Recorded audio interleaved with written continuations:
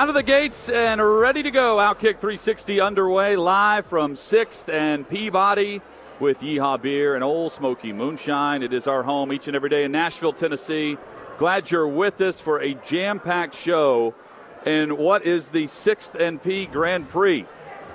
Music City Grand Prix coming up this weekend on Sunday. 6th and Peabody doing a fundraiser with Best Buddies today. A bigger race happening right here inside the venue and outside, with a track laid out for 4 racers, including Chad Withrow to my left, who had a practice lap earlier today.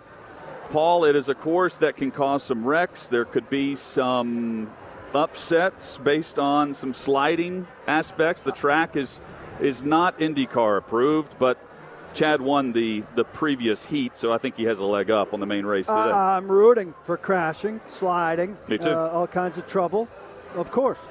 Well, let's get right into it, because I won a race that Sleepy Danny was scripted to win. This is like a wrestling plot line that I just took from him and decided to win on my own, because he spun out twice on the track, allowing me starting when you fall asleep, you're going to spin out. What would you say, Hutton? A good 10 feet behind him I started to begin? Easily, Very difficult to pass. Very narrow track. So you're difficult to pass. About a tricycle he spun race. out twice, and then I went past him. Paul, he's doing the exact same thing you would do if you were here to race on time today. If you were here and would have seen it, you would have enjoyed it. Perhaps. Big show. We've got Bobby Carpenter coming up in about 20 minutes. Brent Hubbs a bit later in the show to talk Vols and SEC football. Albert Haynesworth, he will be here as well. He's in the main race at 4 o'clock. He'll join us the hour prior. And to kick off today's show, in town for NFL Network, with the Titans holding practice earlier today, friend of the show, Sarah Walsh, joins us at our broadcast site. Always great to see you. Thanks for having me back. I'm just sad I don't have one of these matching shirts. Like I'm the odd man out over here. We've never matched before in the history of our time together. This is the first time we could be confused for one of these bachelor or bachelorette parties. Yes. Rolling through here, we're in matching shirts, even our production crew. Can we get some cowboy hats over Kaharski here? gets the sash. Yeah. It's Paul Takes the Plunge weekend 2022 right here on our shirts. It's great. Party bus afterwards. Yes. How have you been? Great. It's been a really busy preseason for me so far. I should say training camp. But I'm happy to be back. I'm at Nashville, and it was mind-blowing walking out to the Titans complex, because it's been more than 20 years for me since I was here, like in local news, and to think that it's been more than 2 decades was sort of like, I just can't even wrap my mind around that. If somebody said it was like 6 years ago I was here, I would believe that, not 20 years. So that was kind of insane for me. And Albert was out there, Keith Bullock, like all the people that were like the old people when I was here. Well, not old people, we were all young people then, but it was a very cool sort of reunion day for me. When she left town, the Washington Bash, she was going to D.C., was one of the great parties. And that venue has been knocked down now. Blue Bar and Rack Room. How is Hutton's namesake? Sarah named one of her children after Hutton. Yeah. After the show. It's Inspiration was the name. It's a good name. Yeah, I was going to name my son Kaharski, but it just like didn't have the same ring as Hutton. Middle name. Yeah, the kids are great. They're starting kindergarten in a couple days. Wow, So, it has been a while. So last time I saw Sarah, I was in Tampa this time last year. I probably saw you since, but I was in Tampa this time last year when the Titans worked out with the Bucks. Yep. And then we talked after that when Brady retired, and she was like, this is great. I'm finally going to be back in Nashville because people aren't going to care as much about the Bucks, and I can talk my way into covering the Titans more. And then, of course, within 4 weeks, Brady was unretired, so I imagine Tampa is home base again. It is. That was after the part you left out of that story is that we moved our stuff back into our Nashville home. Like we moved stuff back because I'm like, I went to the combine. I was talking to all the Titans folks, and I'm like, this is going to be great. Like it's the right time for me to like segue back into Nashville. And then the night that Tom announced that he was unretiring, I was doing 100 live shots for NFL Network, and at the same time thinking like, oh my God, I just moved all my stuff back to Nashville. So it's back to Tampa for me, which, by the way, not a bad place to live on the beach. So like I cannot complain. Like it's a win-win either way. But yes, I did think that I was going to be back in Nashville, and that the pause button has been hit for another season. And you would think that this is probably it for him. But then again, it's Tom Brady, so you never know. Well, maybe he'll come play here for Vrabel next year. I almost thought for a second, because there was those rumors, and I was like, oh my God, this is going to work out insane for me. Like, I just did 2 years with Tom in Tampa. I can move back to my Nashville house. He's just going to go to the Titans Titans, this could not be scripted better for me personally. Tom does not care about how things lay out for me personally, if you didn't know. But so, yeah, I did have like this glimmer of hope that like that could happen. It did not. Is there a noticeable difference with Arians not there compared to last year when he was? No, not really. But it's also so early in the year, right? Yeah. And so these practices are very scripted. Not really, because so much of the core is the same. So it does. And Bruce is out there still on his golf cart. So it doesn't. It really. So he's still around. He's still around, like very visibly around. And the only thing that's different is, maybe the F-bombs in the podium press conferences afterwards. Todd really Vols tones it down a little bit. But it's not. Like their core group is the same. Offense is going to be the same, look the same in that regard, with Byron Leftwich still running it. So it hasn't changed all that much. What about the offensive line injuries and shifting around now a rookie into what could be a very vital role for him? And the retirement. This Bucks team had been very fortunate, and I've said to people that year that they won the Super Bowl, it was sort of a lightning in the bottle situation. You have to, in any team, you can have the most talented team put together, but injuries change everything, right? And they were very lucky that year they didn't have injuries. They had a ton of injuries last year that they didn't have that Super Bowl year. And then Ryan Jensen, who you were referencing, their center, I mean, he signed within hours after Tom announced he was coming back, because he could have gone elsewhere, and that was sort of a deal. Like Tom's like, keeping the band back together. And then they had a surprise retirement. Their Pro Bowler, Ali Marpet, that they didn't expect him to retire. They lost another offensive lineman, Alex Kappa. So we went into this down 2 offensive linemen. And then the fact that on day 2 of training camp, their Pro Bowl center went down. I mean, those are some real challenges that they're dealing with down there now. I just don't think it's going to be. And then their schedule, I was reading the Titans, they don't have a particularly. Did I see that it was tied for the 8th easiest strength of schedule maybe for the Titans? Did I read that? They're playing the AFC West though, which is really tough. And Houston and Jacksonville twice. So that helps. But the Bucs have a really tough schedule. They have the 4th hardest schedule. So again, there's a lot of challenges. It is not just Tom resigns, waltz back into the Super Bowl. It's just not that simple. Sarah Walsh, our guest, as we kick off our show Friday edition here on OutKick 360. How much of your time is devoted to the off-the-field chaos of the off-season? All of the legal battles and suspensions and things like that. Do you have to cover that as much as you get to cover OTAs and minicamp? I didn't have to cover that as much. My off-season where it got crazy was Tom Brady retired. Then Tom Brady unretires. Then Bruce Arians retires. That's where things got crazy. I mean, I wasn't covering suspensions and lucky you. I was really. It was, but this was coming off of the season prior where they won a Super Bowl and nothing changed. And teams every year will say, well, it's a new team, it's a different team, and a year ago it really wasn't a different team. They had every starter back in Tampa, and so that's who I was dealing with. There was not a single position battle. There was none of that, and so the chaos really came this offseason, and it was just. I don't know if tumultuous is the right word, because, there was sadness and kind of understanding that Tom's going to retire at some point, and then this huge celebration he's coming back, and then the swing of the coaching change. And so there was just a lot of huge swings, it felt like, emotionally regarding that team, but not the legal stuff. I mean, I didn't have to do that. I would imagine, too, it's tough to get a read, and we know the team's going to be good because Brady's the QB. Yep. But I mean, Brady didn't practice a couple of days ago. Yesterday they had a day off. Today he's excused from practice, so he's not even there. Julio Jones doesn't practice. We saw that last year here. Do they have veterans who actually practice on a regular basis so you can get a read on what they're doing and how things are going? They did last year when the Titans were there. They did. Yeah, they typically do. He's usually not off that often. He wasn't last year. During the regular season, he's never off. So I think that's a little bit of an outlier. That's unusual. And again, and maybe under Todd, that's a little different. Like when you asked about change, maybe how Todd's going to run stuff with the veterans. But the one thing about Brady is, even I know they've added Julio and they've added Gage from Atlanta, but I mean, you've seen him. He makes anybody good. And towards the end of the year, they lost Chris Godwin. Mike Evans was getting banged up, but he's pulling guys off the practice squad and throwing game-winning touchdowns to people that you just wait, where did that guy come from? I mean, that's what he can do. And he's looked really good and really sharp and all the things that you expect out of Tom Brady. And so people want to do the age thing, but I'm look, he proves us wrong all the time. Carolina's not going to challenge. Atlanta's not going to challenge. I'm not big on New Orleans at all, but they'd be the only team that had a chance. Seems like a skate in the division. It does seem like a skate in the division. I would agree with that. It seems like a skate. It should be. Put it this way: it should be a skate in the division. If it's not, then something's wrong. They are loaded in a way that none of those other 3 teams you mentioned are. So yes, that should be a skate. But then if their first 4 games are really hard, it's at Dallas, which that can go either way. At Dallas on Sunday Night Football, they've got New Orleans, who they should be New Orleans, but New Orleans has always been a thorn in their side. And then it is Green Bay and the Chiefs. Like, those are your first 4. Like, that's a rough first 4.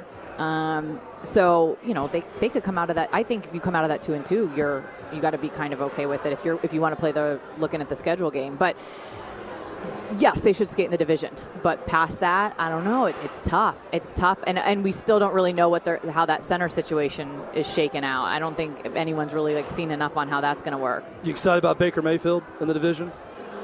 Yeah, I know there's Baker is I like people that are interesting, right? Yeah, he's a celebrity. Well, right? Yeah. And not even celebrity, but he's flashy and makes games entertaining. You know what it is? It's when that ball is snapped into his hand, you kind of never know what he's going to do. And which can be a bad thing, but I have covered games of his for Cleveland on Fox, and I enjoy. It was exciting. It was always he's sort of like this throw when he has it in his hand. Now, if you watch him all the time, and then there's picks, and then there's this, and he was not healthy last year. Yeah, so I like him. I think it's exciting. I think that's great for Carolina, and I personally like watching Baker play. It was cool to see Jamie Erdahl get the Good Morning Football gig, but we on the show we mentioned you as a candidate. I don't know if you were actually going for it or not. No, I don't think I was a candidate, but Jamie is wonderful. You should have been a candidate. Well, I don't know, but Jamie is she's awesome. She's so wonderful. Here's a good Jamie story. I was in Alabama, and you know how hard it is to get hotel room. I was covering a game, some huge game in Alabama, but I was coming from one place to the other, and something happened where they booked. The credit card that the company used, they called, and you have to, there's a fax number that they called instead of, it was some big corporate, it was just a mistake. And they call and confirm these rooms, in Alabama, because everything's sold out. And the long story short is I get to Alabama, they don't have a hotel room. I literally have nowhere to go in Alabama. And it might have been Alabama, LSU. It was something huge. And then I'm at this hotel that had mattresses thrown out in the dumpster outside the hotel. And I think I posted a picture of it on Twitter. And Jamie Erdahl called me, and she's she had a baby at the time. She's come stay in my hotel. You cannot stay. I will not let you stay. And I didn't even know her that well then. So that's the kind of person. So we root for Jamie Erdahl. And she did not want me to be homeless, and was you're not sleeping in this dump of a place, come stay with me. And your good That's friend awesome. Carissa Thompson, part of all of this movement in the off season. She's going to Amazon. Well, she's not leaving Fox. She's just adding Amazon and a home design company. She's got 17 jobs. The Amazon thing is pretty cool yeah. in the fact that it's kind of brand new, starting from scratch, and they're putting it together out of nowhere. Yeah. So it'll be cool to see what that looks like. Yeah. We don't know. Yeah. But she's on with a bunch of characters that she loves, so it'll be great. Yeah, it was weird that Kay Adams left as she did, because everybody had her earmarked for that, and now she's one of the people that's nowhere right now, right? I have no idea. I think she's doing FanDuel TV or something. That's the rumor anyway. It's not FanDuel, it's one of the sports betting streaming sites. It didn't seem like people were apprehensive about jumping into the streaming world, though, solely. With all these different shows, that's where everything's kind of going, right? Including the NFL. The NFL's in it. But you know what, though? It's so funny, because years ago you would go, the games are on 3 networks and that's it. But nowadays, how many of us watch? Everyone goes to those, and people are going to watch live sports. They'll find it, right? People are. It used to be unheard of, right? You're not going to go bury a game here, but people, wherever there's live sports, people are going to go find that. So that's changed everything. Where are you off to next? Back to Tampa later today. My next training camp will be Tampa next week. And then you're covering them in the preseason, I guess. I don't know how much in the preseason, but games? I'll be with them. Yeah, I'll be with them probably most of the season, if not some other places. So do you know what's next after your next couple hits from Tampa, or you'll be back here? No. Or you coming back here for the I don't know what practices? I'm doing tomorrow. Honestly, I'm day to day in life. I don't know what I'm doing tomorrow. The only thing I do know for sure is that I'm with the Bucs next Wednesday. So that's the next thing that I have. But things change all the time? Well, you'll be here for the joint work with Titans and Bucs. Yeah, I would like to be. I have no idea. I think honestly, they have so many people in so many different places and so many moving parts. I don't know that we're looking I don't know that 2 weeks ahead has come out yet. So is your house rented? Do you drive by or stay way away? It's rented as of like a couple days ago. I was here like a week ago staying in my house, and now it's rented out. But so no, I don't even have time to drive by. This was like a quick in and out of town. I got a flight to catch. I have before driven by when people are there, and it's weird because it's my house, and it's a bummer. It bums me out. But Nashville's, someday you'll be a resident again. I know. Sarah, your thoughts on the 6th and P Grand Prix course that we have set up right behind you, and the fact that Chad will be attempting to bring home the trophy that's sitting right in front of you. Where's the course? Is it these cones? Yeah, the cones, but it goes outside and wraps around. First, I need to get some towels to get the sweat off my face. Yeah, do they have towels at the Yeehaw store here? Corey, please, give me some napkins. I mean, are you maneuvering? Can we go to break quickly? Can you see this, Sarah? Comment on Chad. Well, this is. Yeah, are you? Did you just come off the practice field? No, like I did it earlier and I was completely fine, and then the lights came on. And all the bodies got on top of me, and I'm sweating. Once I stop sweating, I'll be fine. But one shot, please. I was looking out for Corey the whole time, trying to make eye contact, like, please, someone help me. And all they keep doing. Here's how Corey responded to it. He puts the camera directly on me while Sarah's talking. Can you get this? That's how he responded to it. I'm like, please put the camera here and not here. Thank you. All right, we'll figure it out. Sarah, thank you. Help these guys out, too, before you leave, please. Guys, I got to get out of here before I get a parking ticket. Help Corey out. Good luck. Let us know if you get one. We'll help you out. Yeah, we can I can expense that to the show? Yeah, we got a lot of power. We'll write that off, along with the bar tab today. It's a write-off. See you guys. Stay cool. All right, Thanks, Sarah Walsh has been our guest. Nice enough to stop by on her way out back to Tampa after covering Titans practice. Good to see you. We will get a full report from PK later today on what he's seen from Titans practice today.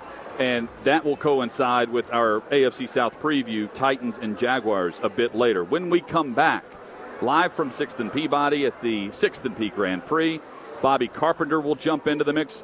He'll be joining us via Zoom. We'll talk college football and NFL headlines. I'll be ready to go more. For the rest of the show, I promise. Telling off right now. I'll be ready to race at 4 o'clock, ladies and gentlemen. Don't you worry about it. We are benefiting Best Buddies of Tennessee, a great nonprofit dedicated to establishing volunteer movement that creates opportunities for one-to-one friendships, integrated employment, leadership development, and inclusive living for people with intellectual and developmental disabilities.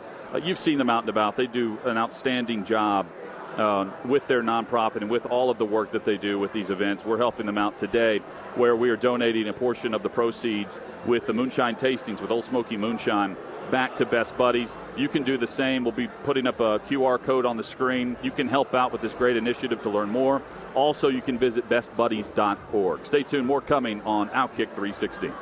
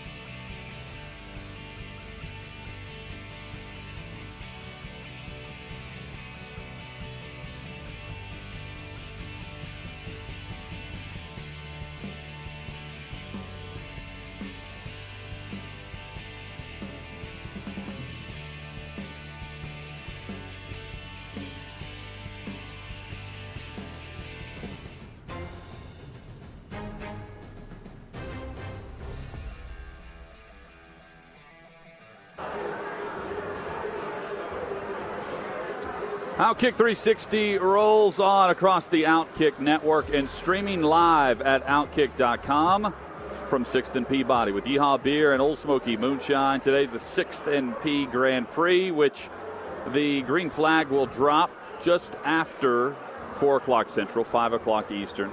Among the participants, Chad Withrow and Albert Haynesworth, who will be with us in an hour. Here on the stage, we are out on the main stage. Normally, we've got the band that does a phenomenal job every Friday, one of the house bands here at 6th and Peabody. They will be playing a bit later, and they gave us the space during today's show. We appreciate that and appreciate anyone on their way as we are helping out Best Buddies this afternoon, bestbuddies.org for more information. And they do a great job helping those with intellectual and developmental disabilities. It's also, by the way, a little bit more lively of a background for the show today, which is always great to see. So a lot of people coming and going behind us, as you see if you're watching right now. Great crowd on hand. It's only going to get bigger throughout the afternoon with the show leading up to 4 o'clock, where I'm going to get dusted by a former All-Pro defensive tackle on a tricycle. So that's going to be a lot of fun for me. We had a race earlier, a run-through of sorts. Right behind us is the start-finish line. So Paul and I have the chance to call this race coming up a bit later with Chad on a headset. Well, he's got a helmet on, but he'll be mic'd up for a post video. You guys really can, with this vantage point, see everything except for when I go behind the bar. Yeah. There's just one little stretch where you're not going to be able to see me, where I disappear the blind corner for a little bit. A little blind for you, but you can guess what's happening behind the bar as I disappear behind there for a short time. Bet on it. What happens when Chad goes behind the corner? Bobby Carpenter, we're glad, well, we wish he was here participating in this event, but I mean, the participants are glad he's not here because Bobby Carpenter would be dusting the competition. Time for 10 good minutes with that BCarp3 on Twitter is where you can follow him. Bobby, hope you're doing well, man. I am doing well. Not quite as well as I was doing last Friday. I was in the great state of Tennessee down there at Norris Lake and feeling really good. So may not be on 6th and Peabody, but I wish I was sitting there floating on the water, hanging out, looking at those beautiful mountains. Not bad. Hey, the mountains on the horizon last week. Now we finally see football on the horizon. We've got camps going on in both college and pro football. Had the game last night. I maybe saw 5 plays, but we had the Pro Football Hall of Fame game last night, which was delayed due to weather. Nonetheless, it's good to be able to talk football on the field. It really is, and you watch a little bit of that. It's just a nice opportunity to wet your beak. There's nothing better than starting the game with a nice roughing the passer penalty. Hopefully that's not, an homage of things to come of what we're going to ultimately get to see. But it's fun to get out there and watch some of those guys finally play. And it's nice because the Hall of Fame game hasn't really been what it was supposed to be for the last couple of years. So it looks like things are kind of finally back in full swing. Trevor Penning is going to have, you mentioned the roughing the passer penalty, protecting the passer for him. We may see some roughing calls, unnecessary roughness on him. He's been kicked out of practice. He's been in fights in 3 straight practices now in New Orleans. That's the way he was built. I mean, the description of Penning coming out of college was exactly what we've seen so far during camp. But at some point, behind the scenes in a locker room like this, is there a policing of that of sorts, or do you lean into it and just hope that he doesn't hurt you on game day? Well, I think there's a balance with that. Parcells used to always lean in. He wanted guys to get after it. He wanted to see that competition. He never wanted to see a lot of fights because it became disruptive, but he loved to see guys going back and forth because ideally, you want to draft highly competitive dudes that care a lot about the game. There's some guys you draft who you see wash out in a couple of years because they really don't love football. So these guys are highly competitive. Penning's super competitive. Like you said, his draft eval, that's what it was. And he is as advertised. So you want that attitude up front. You want that attitude in the trenches. Parcells told us my rookie year after we had fights about 3 days in a row, because we do inside run, goal line like every day. So the offensive line, linebackers, D-line, like it's getting chippy after a while because you're finishing guys off late and it's getting to be a tough little situation. But he's like, you break your hand in practice in a fight, that's a non-football injury. When you're getting on the non-football injury list and you're not getting paid. So if you get in a fight, I'm just warning you, make sure you keep a full open hand and keep your damn helmet on so you don't get hurt. And so then he'd have guys run. And Belichick, we had some fights in New England. Belichick would go there. It was like Little League. He'd make us run the poles. He's like, take a lap. And I was like, what, is this real? And like everyone popped up, ran, because nothing cures a fight like a little bit of physical exertion. So you go run 150 yards or 100 and some yards, down around one goal line, back to where you are, and all of a sudden you're like, okay. Now he's like, you guys ready to play some football? You ready to keep fighting? But deep down, coaches love that because it's much easier to take that out of somebody and try to curb them a little bit than it is to try to gas someone up and beg them to compete every day. And the Saints need that edge. They need that attitude. And I think that Penny may be giving them that. Let's go to the college game for a second. A lot of times we're getting more and more of these great premier matchups in week one, Bobby, across college football. I prefer when my team opens up with an easy win, then you go into the big matchup maybe in week 2 or week 3. But what does it do to change the mindset when you know you're going into a season as a player, as a coach, as someone covering a team? Let's say, for instance, like Ohio State opening up with Notre Dame. When you have that week 1 opponent to point to all offseason and all fall camp, what does that do to add some stakes to every practice?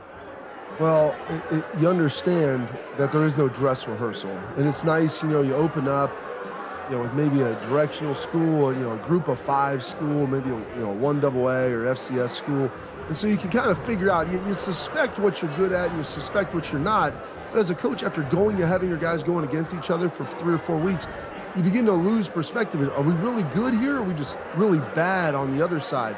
So even if you're going up against someone who may not be as talented as you, you'll begin to see cracks or chinks in the armor if they're there. If you're going up and it's a big-time night game, it's the premier game like Ohio State, Notre Dame, and that's something where you've got to get your guys gassed and ready to go. And there is no mulligan. There is no breakfast ball. You can't shank this one off in the woods and re-tee it up. Because now, this may be your season. Depending on the strength of your schedule, how everything breaks, it's a great opportunity to go get a win.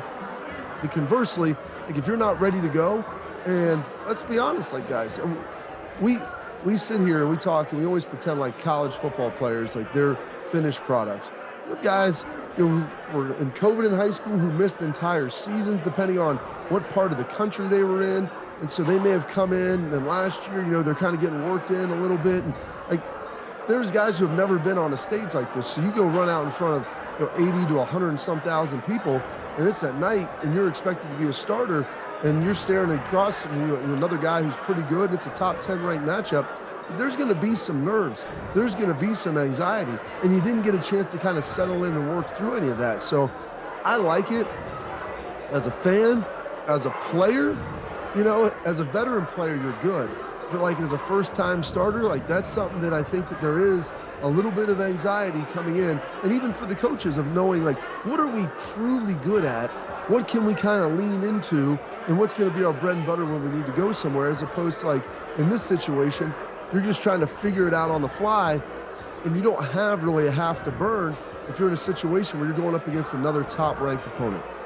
You've been doing some terrific reminiscing with us about your playing days. I'm wondering, what's the most outlandish expenditure you've seen, or who's been the most maybe foolishly loose with his money?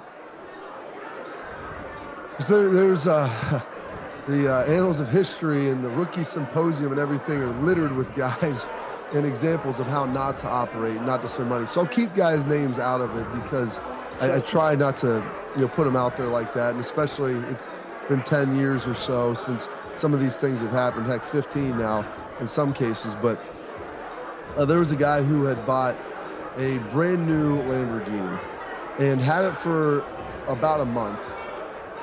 We ended up signing a guy, comes in, rolls in, and has the same color Lamborghini. The guy who had his first rolls back in. He's all upset about it. I don't know what he did, where he went, but 2 days later shows up with one in a different color. And I'm sure he took that thing back.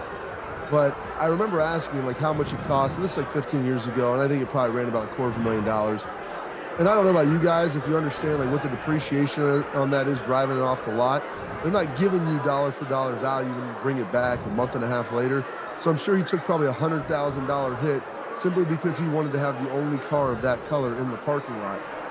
And so I looked at that. I mean, that was probably the one thing that I thought was, really crazy that I saw. And then one of the other things that's just really nuts, Larry Allen, I think he had, this was before my time, the guys, because he left the year before I got to Dallas. He had some type of Porsche, I want to say, really high end, maybe a Ferrari. And they called it the Spitmobile, because Larry liked to chew a lot. And he just put a towel down on the passenger seat, and he would just spit his chew spit onto the seat of the car, onto this towel. And he's driving, a $250,000 car, just spitting dip spit on it like the thing was, a used Honda Civic, like he could have cared less. So, I mean, the dude had made a lot of money, and I think he was pretty good with it, but I don't know if I could ever abuse a vehicle quite like that. Bobby, I had a buddy who, just speaking of Honda Civic, he drove like a 1989 Nissan Sentra in high school and college, and his entire car was littered with dip spit bottles. Like, it was everywhere. You could not move in his car. It was like Michael Scott in The Office with the Filet-O-Fish boxes from McDonald's. This guy had a different, soda bottle filled with dip spit all over his car. At least. It's my buddy Jim Brown. I'll name names. Jimmy. Yeah, crazy. Hey, well, hopefully they were at least capped. Yeah, because they those were. Things getting boiled up in the sun. I mean, that's about as gross as you're going to get after being in there for a couple of weeks. Yeah, they were, take those to Guantanamo. Bobby, they were mostly capped. Bobby, I know you've got to run. What was the color of the Lamborghini that he switched to? The new color. Was it better? I mean, he went from red to yellow. So, I mean, you pick your poison. I'm not really a big sports car guy or a flashy color guy, but yeah, he went from red to yellow. Yellow stands out more, It probably does. Hey, man, thank you for the time. Have a great weekend. And next time you're in Music City, which should be as soon as possible, swing by here at 6th and Peabody and hang with us. I'll get down there for you, gentlemen. Thank you. Cheers. All right, buddy. I'll have a dip spit bottle waiting on you. Ready to go, right at home. Be just like back here, like on Lake Norris Lake again. Bobby Carpenter. Bring you right back home. Has been our guest. 6th and P Grand Prix coming up. Last night, Hall of Fame game. There is nothing worse than a pregame delay due to weather in a preseason game. Like week one, Paul was there. I was on the air with Titans Radio. We had the longest game in NFL history in Miami.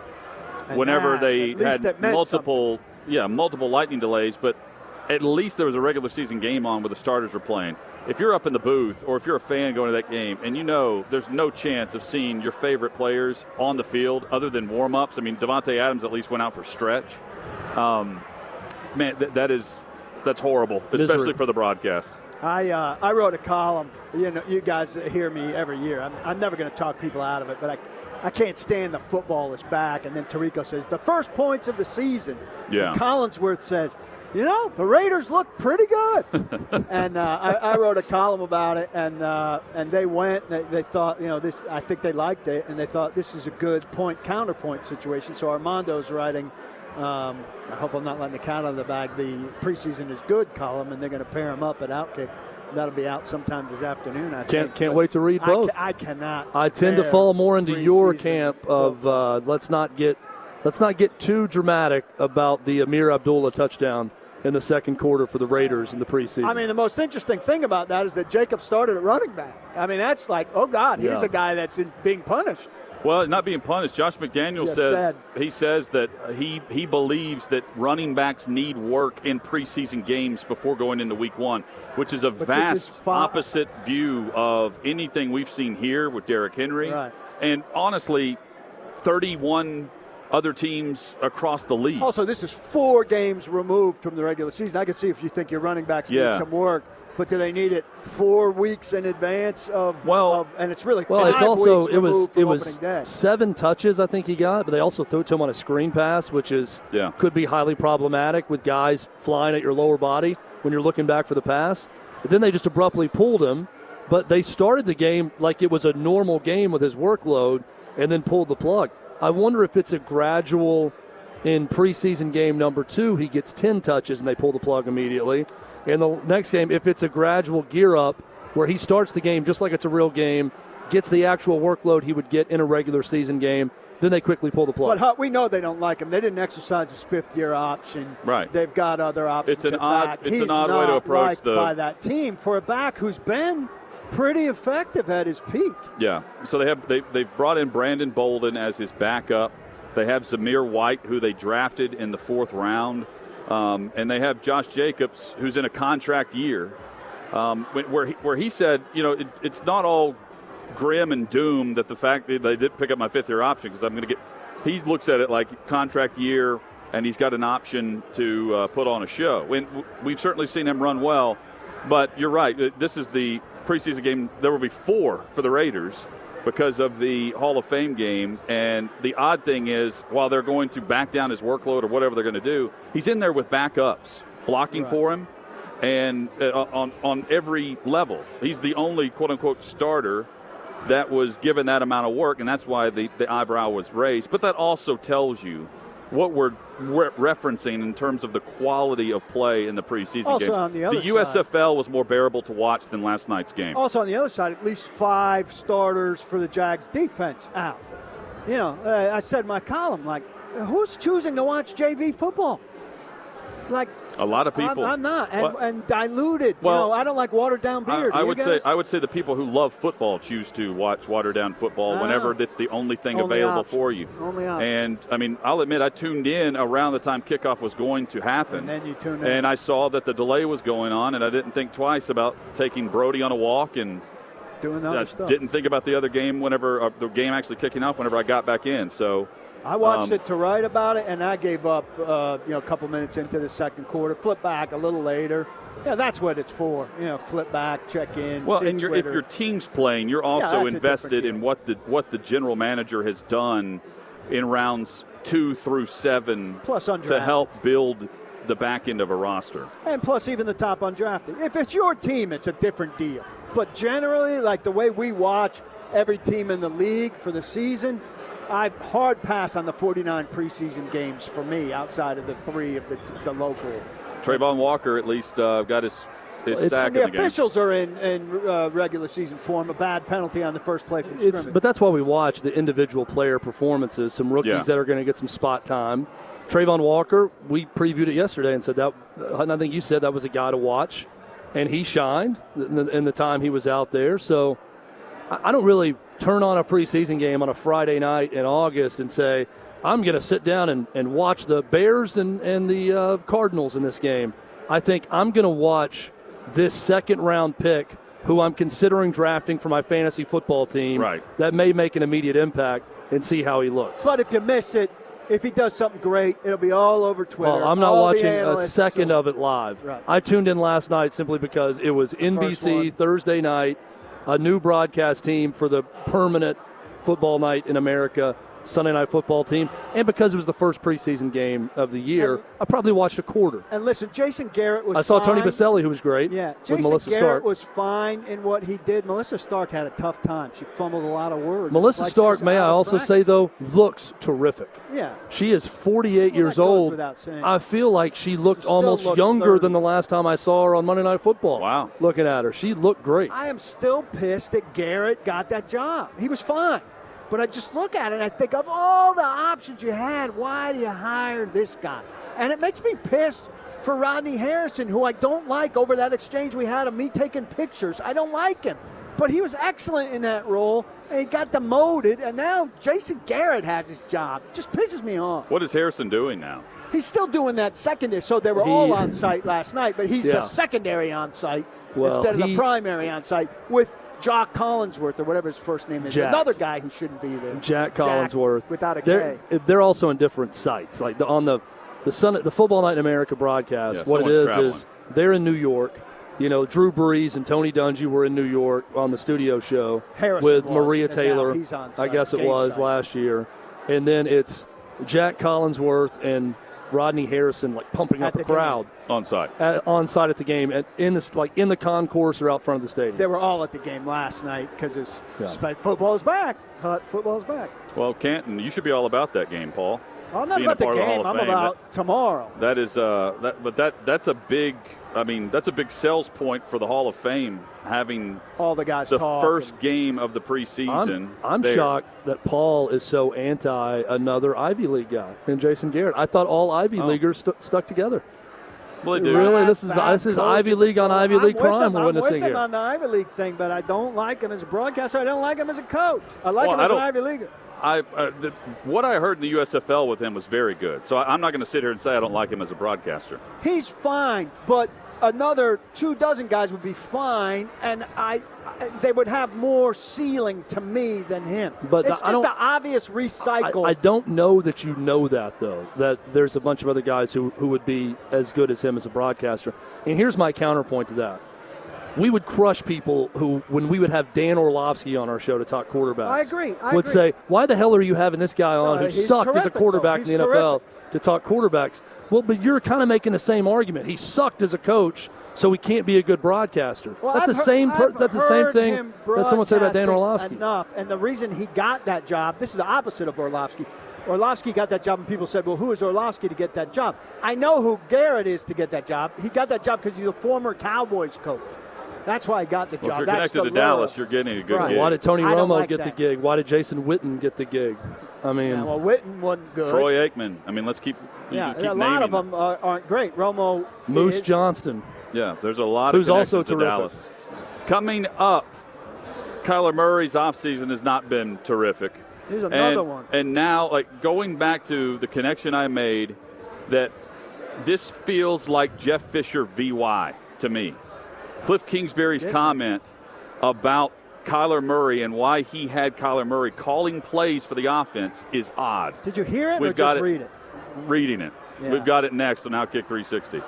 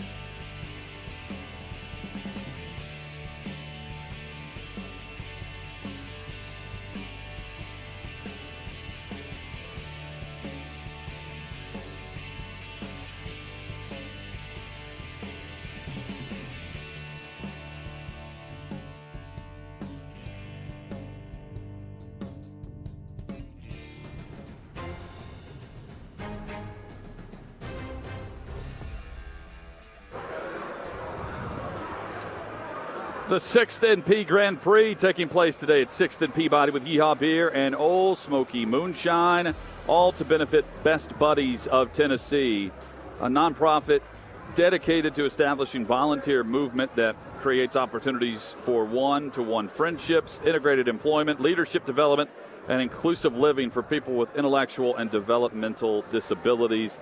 They do a fantastic job here and nationwide. BestBuddies.org is the website if you're listening to us across the OutKick Network today.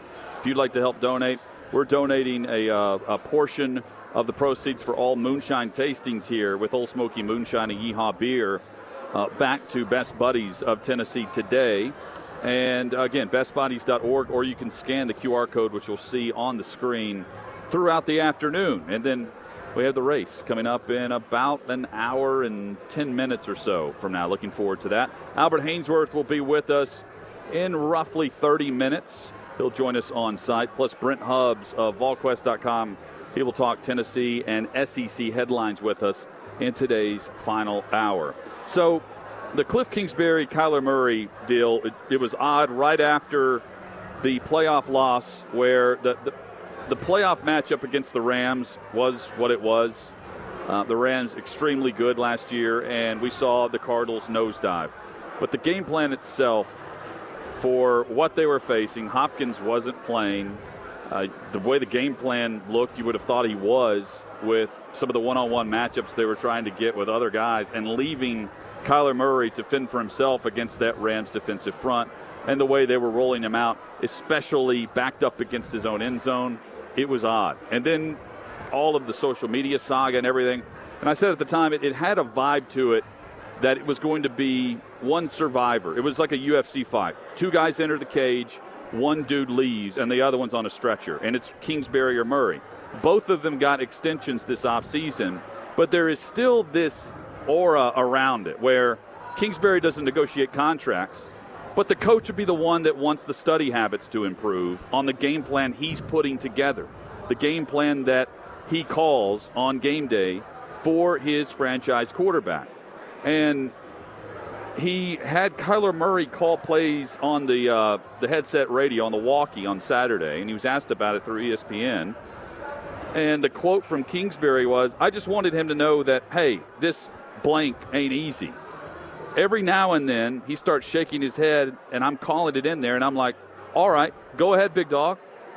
That's the quote as I read it from Cliff Kingsbury, speaking on the $100 million guarantee quarterback over the next 3 years, Kyler Murray. I was thinking, and I said this as we went to break, like, have any of us heard it, because the tone might matter. But even if there's a jovial tone on that, there's no way that it doesn't.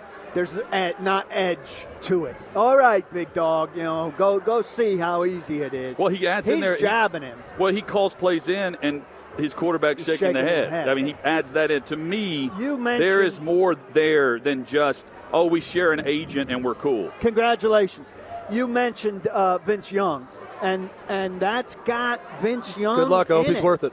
That's got Vince Young in it. Vince Young had that scowl. And there's been talk on the Titans sideline a little bit about this in terms of where Malik Willis is, that Vince Young had a bad first training camp, but Vince Young had a scowl, and you were out there. He had a scowl and a look of him that, like, he expected it to be easier. And Malik Willis isn't doing that. And Kyler Murray, things aren't pointing well for him. Let's hit on a little bit more of this when we come back. I've got a different thought. Headlines when we return across the OutKick Network. Friday edition from 6th and Peabody. This is OutKick 360.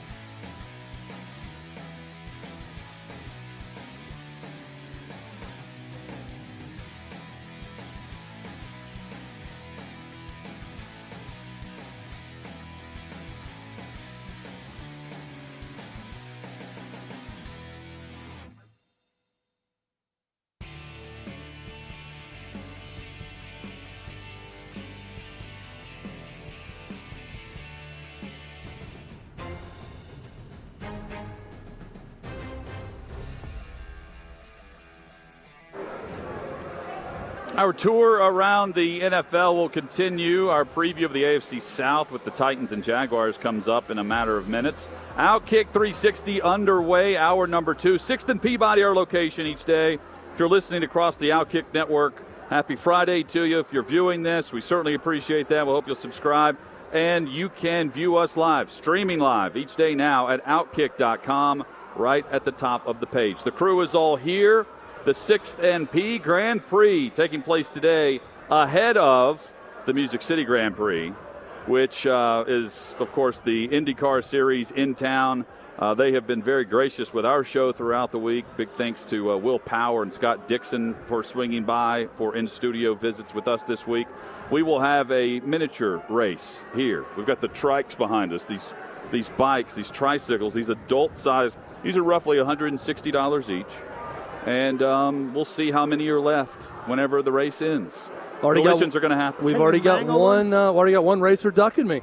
Albert Haynesworth had to call. He's going to be here. He'll be here. He's going to be kind of master of ceremonies of it, but he had to back out of the actual race portion because of I think a back issue coming in. So, look, I mean, I guess people saw my speed in that trial run, and they said, I don't want any part of that. Or person saw it. It's really going to be Sleepy Danny truly screwed up to not win, because if you start in first, there's no reason you shouldn't win. Do you start in a line? It's narrow enough where you basically have to start in a line, but you could kind of stagger.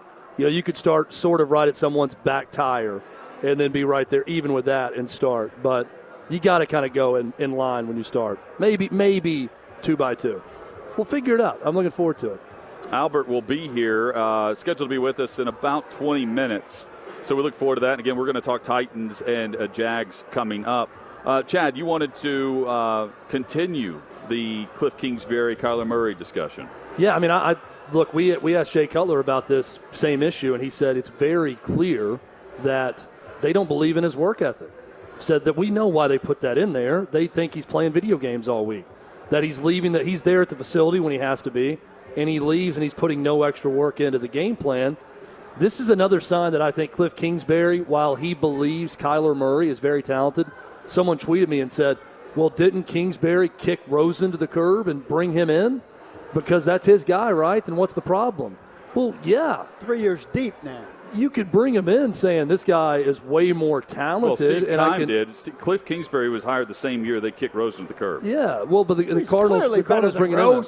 Yes, but my point being, even if that's the case and they are tied at the hip, I could think from the outside, boy, this guy's more talented than the guy we have here. I've got a better chance of success with his skill set, his ability to run, everything else. That's perfectly reasonable, and Kyler Murray is a better quarterback, right?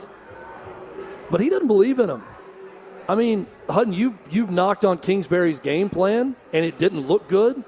We don't know what Kyler Murray knew about the game plan or not based on what the Cardinals think about it. I mean, point being, I don't know who's right or wrong. There's mudslinging going back and forth, and even if it's thinly veiled. Well, now look, here's an example. If Mike Vrabel came in and Taylor Lewan shook his head on a play call in practice and he said, hey, here's the headset. You call it, big boy. For an example, that's a rapport they have with a guy established on the team. If I felt that way about Kyler Murray and Cliff Kingsbury and there wasn't this huge story about his study clause in his contract, I would think the exact same thing. I wouldn't think twice about it. They're joking around. He waved him off, and he said, okay, you come and call it then. And then he went over and tried to do his coach's job for a while. But given the history, given the major story of the study clause, there's something seriously up with those two and what they think about each other. Well, this is after the big extension. Kingsbury, whether or not he believes in him is a moot point, given the fact that he just signed an extension through 2027, and then the team just executed a big contract extension for Kyler Murray. So they're married to each other, whether they want to be or not. They both signed up for it, not once but twice. And Kyler Murray's the former number 1 overall pick. At times, he can play this Houdini act, and he looks phenomenal. The Heisman Trophy winner in him comes out. First 6.5 games of last season. Top record in the league, and he was putting on a show. And then the second half of the season, was the exact opposite. And that playoff loss, it can be on a quarterback for a while, but at some point, the Ken Wisenhunt version of a game plan comes out where if a guy's getting lit up in the first half and you do nothing about it in the third and fourth quarter when you're trying to get back in it and win a playoff game, that's on coaching. If you do not make the adjustment to your already horrible game plan of not mass protecting against Aaron Donald and that defensive front, that's not Kyler Murray.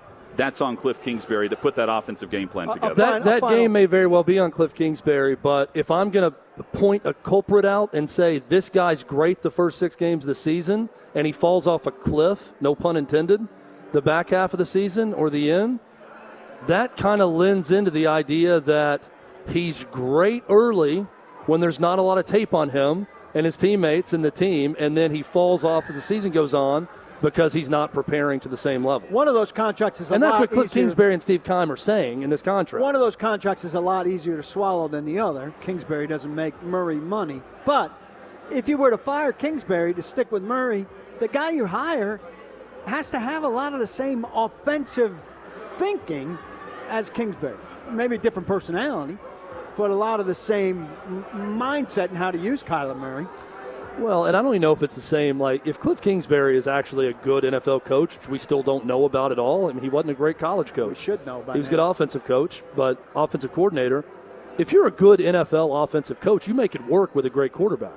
And if Kyler Murray's a talented quarterback, you fit a system around your quarterback and you make it work. So they both got that would be on Cliff Kingsbury if it's that. But my point is, even the greatest NFL minds and offensive minds wouldn't be able to make it work with someone they feel like isn't all in with what they're doing or isn't all in on preparing for the game. The guy who consistently gets off the hook is the guy responsible for making the two of them work together, is Keim. Keim, who survived some bad stuff previous to both of them. Here's Cliff Kingsbury discussing having Kyler Murray radio in the play call to send a message. Hey, it ain't easy, you know. Like every now and then, he's sort of shaking his head when I'm calling him in there. I'm like, all right, well, go ahead, big dog, you know. No, I think anytime we keep him involved, and he was coaching him up like right to the last second, like while they're trying to throw, he'd be saying stuff. So I probably won't do that again. So there's Cliff Kingsbury discussing it. I would be shaking off some of the play calls in the playoff loss too. Based on what we witnessed against the Rams, which was not good. Murray wasn't great, but Kingsbury was worse in that game. I'll just say this. I think Murray was terrible for 9 games through the end of the season. So was Cliff Kingsbury's team, which would lead the division in penalties and get backed up 15 yards, 10 yards, fumble the football with turnovers. I mean, it was not a well-organized Yeah, I'd like to see franchise. if there's a clause in Cliff Kingsbury's contract about his preparation from the facility also. We've talked a lot about A.J. Brown's inability to let go of the Titans trade and move on. I think Murray and Kingsbury are the same way. And this is on Keim. Keim needs to sit him down and say, hey, let's clean slate this thing and start moving forward. Well, it's on Kingsbury. I mean, that part of it, if there's really this big riff and they can't get along, then Kingsbury as the head coach needs to take his quarterback into his office and say, we're going to sit here and figure this out. And we're going to get along, and we're going to work together in a way that's going to help this team. I agree, but the GM can help facilitate that. Well, and I've heard some knock the offensive style in the system, like more college-based. That's where the NFL's gravitating to more and more of the college system. The Titans just drafted Malik Willis. That's a prime example of where their offense is headed in the future. Lamar Jackson won an MVP doing this. And the media was crowning Kyler Murray halfway through the season last year doing this. So the offense can work. They put on a show at Nissan Stadium to begin last season. I don't know what they do now without Hopkins in the lineup to begin the first 6 games of the season. They bring in Hollywood Brown. They have talent at tight end. They should get better at running back as well. But, this is Murray becoming the franchise guy. And what was going to be a franchise prove-it year, he gets his money now instead of after this year. And so does Kingsbury. They have a little bit of security there on the length of the contract. Hit us up on Twitter with your thoughts at OutKick360. Let's preview the rest of the AFC South. And then Albert Haynesworth will join us live on site here at 6th and Peabody. Let's start with the Jacksonville Jaguars. We saw them last night. Trevor Lawrence not playing. I'm watching and thinking about what development we've seen from Lawrence, who gets a pass last year and what was just a disastrous year behind the scenes with Urban Meyer, and how everything unfolded. Now he's paired with Doug Peterson. Doug Peterson, who we haven't seen coach since 2020, but the man has a damn statue in Philadelphia outside their stadium for their Super Bowl win. So expectations should be high for Trevor Lawrence now and what Peterson can bring, whether or not we believe that's exactly who they wanted to begin with as their head coach, this can be a great pairing for Trevor Lawrence if they lean into what made Lawrence great his junior year of college at Clemson. I think he's a terrific coach for a guy that needs a terrific coach right now. They spent money on some offensive line and on particularly Christian Kirk. All the focus was on Lawrence with their additions. Yeah, I don't think their additions are as good as some of the additions other teams made, and I think they overpaid for some people. This is traditional Jaguars kind of personnel acquisitions. But they worked it, and they tried hard. They get back Travis Etienne, who missed all of last year, who's a good back, looks to be a good NFL back, who can do things on third down and line up, split out. Who's interesting. They're going to be better just on the subtraction of Urban Meyer and the division that there was in that locker room and the divide. They were pretty united, really, as a team against their coach, but that's not the unity that you want from a team. It's on Trevor Lawrence, who should be the best quarterback in the division, should be the most gifted quarterback in the division. Yes. That should get you somewhere. That should get you some wins in the division. And their over-under isn't as bad as you expect. I don't know, but it's 5.5, 6.5. I think that's about right, though. But that would show improvement, quite frankly.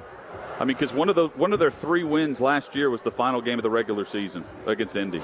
Well, and also they can have an influence, Chad, over who wins the division for sure. Yeah, and the only offseason big-time move that really wasn't based around helping out Trevor Lawrence was the number 1 overall pick in Trayvon Walker. But you put Walker and Josh Allen on opposite sides of each other, they've got something growing from a personnel perspective on defense. I'm putting them as a candidate for biggest jump, especially offensively. I'm thinking about Brian Daboll with the situation with the Giants. Is he really going to help Daniel Jones that much? I don't think so. Obviously, Russell Wilson to Denver with an offensive-minded head coach, not Vic Fangio. Now you bring in Nathaniel Hackett. That's going to be a big offensive jump. But I think the Jags could be right there simply because they were at the bottom. They were in a pit a year ago under Urban Meyer and having really no semblance of an idea of what they were trying to accomplish offensively. Doug Peterson's a legit NFL offensive coach. He's the head coach. He's a former quarterback. If I'm looking for a candidate that could have that, I'm not going to call it a breakthrough because he's a number 1 overall pick and he's been compared to Andrew Luck and some of the best prospects to come out of college. And Trevor Lawrence, it's not a breakthrough, but it's the step up that's needed. It's a giant leap offensively where this is not a playoff team, but we finished the year thinking, okay, that's the Trevor Lawrence we saw at Clemson. That's the guy everyone was gushing about throughout his college career, and this is why it makes sense to hire an offensive-minded head coach for your young quarterback. It doesn't feel like a lock, though. It doesn't. There was enough breakage of him last year in how messy it was. Now, I don't know about you guys, but I come into the season with some doubts. Yeah, I do too. And I didn't have any doubts about him coming out of Clemson. So that's how much damage they did last year. I think they averaged like 13 points a game or something last year. Just horrific. Yeah, maybe a tad more, but it wasn't much. It was bottom barrel. And it is very difficult to go back-to-back years in the NFL with the number 1 overall pick. They've done it. Mission accomplished. Congratulations, Jacksonville. You've really done it. You've arrived. Back-to-back years, number 1 pick. Great job, guys. Good work. They should have a very fast defense. They replaced Miles Jack with Devin Lloyd in the draft as well. So, this should be a young, up-and-coming team, and it starts with Trevor Lawrence. This is a big year. I know it's year 1 with this staff. This is a big year for him. And he, towards the end of last year, became more vocal about the situation. I thought he handled himself very well throughout all of that turmoil, as crazy as it was behind the scenes. And then towards the end, after Urban Meyer, and he was talking a little bit about distractions when Urban Meyer was still employed. But towards the back end of the season, in discussing what needs to be next, I thought he set the tone whenever he was behind a microphone. Even though he wasn't demanding anything, he knows he's the franchise. And no one has been more hyped. He was more hyped than Andrew Luck, because the difference between those two is Trevor Lawrence has been hyped since high school to now.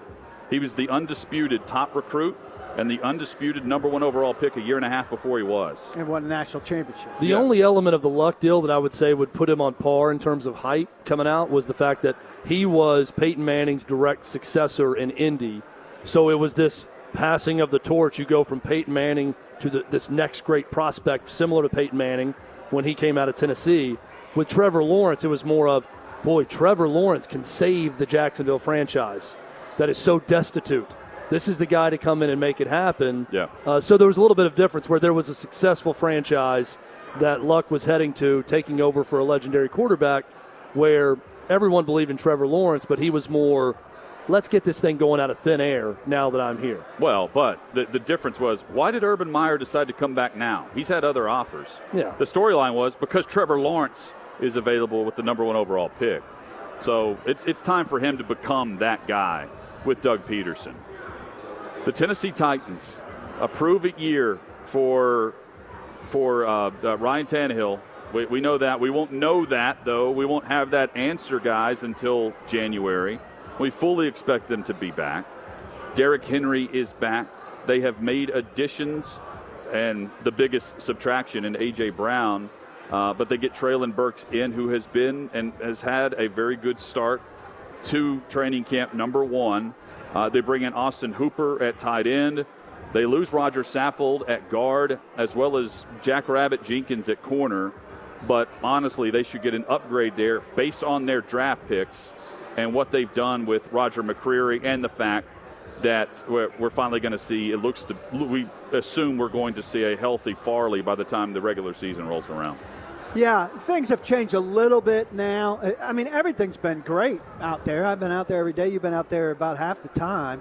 They've looked very good. It's time to get into the competition level. The Cardinals, they play the Ravens next week. The Cardinals will be in the week after that before a home game. Some things have started to turn a little bit. I think Caleb Farley's leveled off. He's starting to get beat. Today he had a period where he got beat by both Kyle Phillips and Treylon Burks. Burks dropped the deep ball that he had him against. Then Farley made a good play in the back of the end zone to push a guy out, keep him from scoring a 2-minute drive winning touchdown. We're finally starting to see change. Nicholas Petit-Frere maybe worked with the first team offense in a 2-minute period over Dylan Radins. That's a competitive spot, and we're finally starting to see the second guy get his chance. So some things that are up in the air, we're starting to see things. Look, every time, the Titans always have some flux at wide receiver, and they've looked good. Robert Woods off the ACL has looked good. Treylon Burks off an uncertain offseason has looked good. Racey McMath is getting behind people and looking good. Kyle Phillips, the rookie slot, is looking good. Every year, I start to get convinced about things, and then they don't pan out. So there's cause for enthusiasm right now. Let's see it against Baltimore. Let's see it against the Cardinals and the Bucs. Let's see it carry into the real games. I'm not ready to say the Titans have the explosivity that they had with A.J. Brown, and that's the biggest loss they've had in some time on offense in terms of the dynamic that they don't have on offense that they have. I'm not sure that I'm willing to count Petit-Frere battling with Dylan Radins as a win for the Titans organization, given the back-to-back years of Isaiah Wilson and Dylan Radins. That's 2 straight years. You went high on a right tackle. They're going the wrong way, too. A first, a second, a third. Completely swung and missed on both. So that's not necessarily a good thing. It may be good for Petit-Frere. If Robert Woods was coming in under normal circumstances where they didn't trade away A.J. Brown, we would be talking about the Titans wide receiver core like, goodness, never had weapons like this. Robert Woods was good for the Rams. Yes, he got injured, but he could be a difference maker. Then you got A.J. Brown.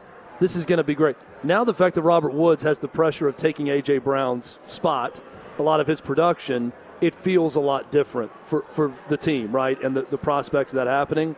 But I look at them, and I still feel like from a regular season perspective, I like them as much as anyone. I like what I know about them as much as anyone. It's a defense that's going to be top 5 in the league, that's going to improve. I really like where they are right now. We talked about the Colts yesterday. They're going to challenge in the AFC South. But other than those couple factors of the unknown of Burks and what he's going to bring to the table once real games start happening, and Robert Woods replacing those two guys, replacing the production of A.J. Brown, I love the Titans this year. And this should, again, be a defensive team. The pass rush is back intact. Bud Dupree is going to play a full season here after last year was shaky coming off the ACL, with young corners who are promising. Whether Farley is there or not, they drafted Roger McCreary in the second round out of Auburn. He doesn't have the long arms and all of that, but he has success against some very good SEC receivers, including Burks. The Bucs 2 years ago when they won the Super Bowl won it with veteran pass rush. They won the Super Bowl on the veteran pass rush with young corners. And this team on defense looks a lot like that team. I think the Titans have the chance to be the top defense in the NFL. If Caleb Farley is who they say he is, and they were number. Healthy, and I judge caveat. Defense on scoring, not on these yards. Yeah. So the top two defense, and the point here is this still goes back to Ryan Tannehill and the offense in the playoffs. For them to reach the pinnacle of where the expectations are now. Defense is going to be tremendous. Buffalo had the top defense in the league last year. They were boat raced defensively by Kansas City in the playoffs. Kansas City's defense was too. Point being, when you're in the postseason, your offense has to go toe-to-toe with the best quarterbacks in the AFC, period. And that's where you're going to get yours offensively in the postseason. And there's always that one game where your guy has to step up at quarterback. Tannehill has not done that. The last 3 playoffs losses, he has not done that. It's all well documented, but that's what this season comes down to. Aside from health and everything, and even despite that, they were the number 1 seed in the AFC last year.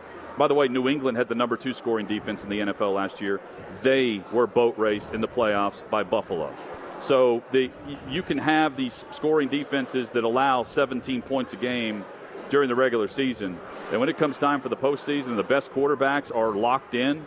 Tannehill's got to be one of those guys. Because if he's not, he's out of here. And based on what we've seen, they're bringing in another veteran right now, more so than they are developing a guy that's right now number 3 quarterback to be the guy a year from now. There is a big gap to get to that answer, but Tannehill holds the answer, and really. I'm not as positive as you guys are that if they win one and lose in the second round of the playoffs, that unless it's a Brady scenario, that they think that they can find a veteran that's better than Tannehill.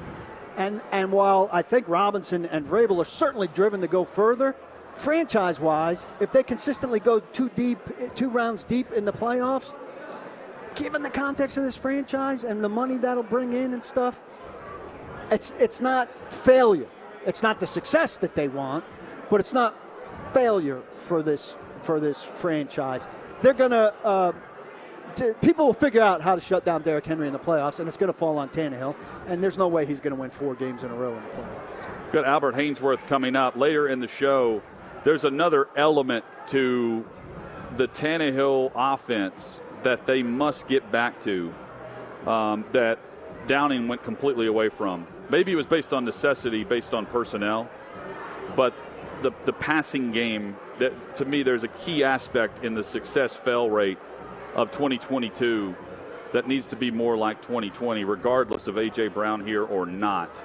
And there's a key area to watch for, not in the preseason, but once you start getting going in September, it will be greatly analyzed, especially right here on the show. Albert Haynesworth is next. We are just a little over 30 minutes away from the 6th and P Grand Prix. Withrow maybe nervous to begin the practice run earlier today, but not nervous now. Well, what's because the draw? He won the heat earlier today. What's the draw for the starting spots? That seems to me to be crucial. I think that we probably just put whoever in the first spot that they want to win here at 6th and Peabody, and then we'll just see how it shakes out. He'll start last. The other 3 guys don't want to win? I mean, I think given the speed of my run earlier, they may need to just dock me some time. I may need to start 20 seconds after everyone else. Much like I try to lap everybody. Last year's Music City Grand Prix, Ericsson crashed on the first race, on the first lap, and then won. Well, there will be some wrecks today. We had some patrons around turn 1 that were just screaming at me and Sleepy Danny, faster, faster, faster, as we were going through, and we were not bringing it to the level they wanted. VFL and Titans great. Albert Haynesworth joins us next on OutKick 360.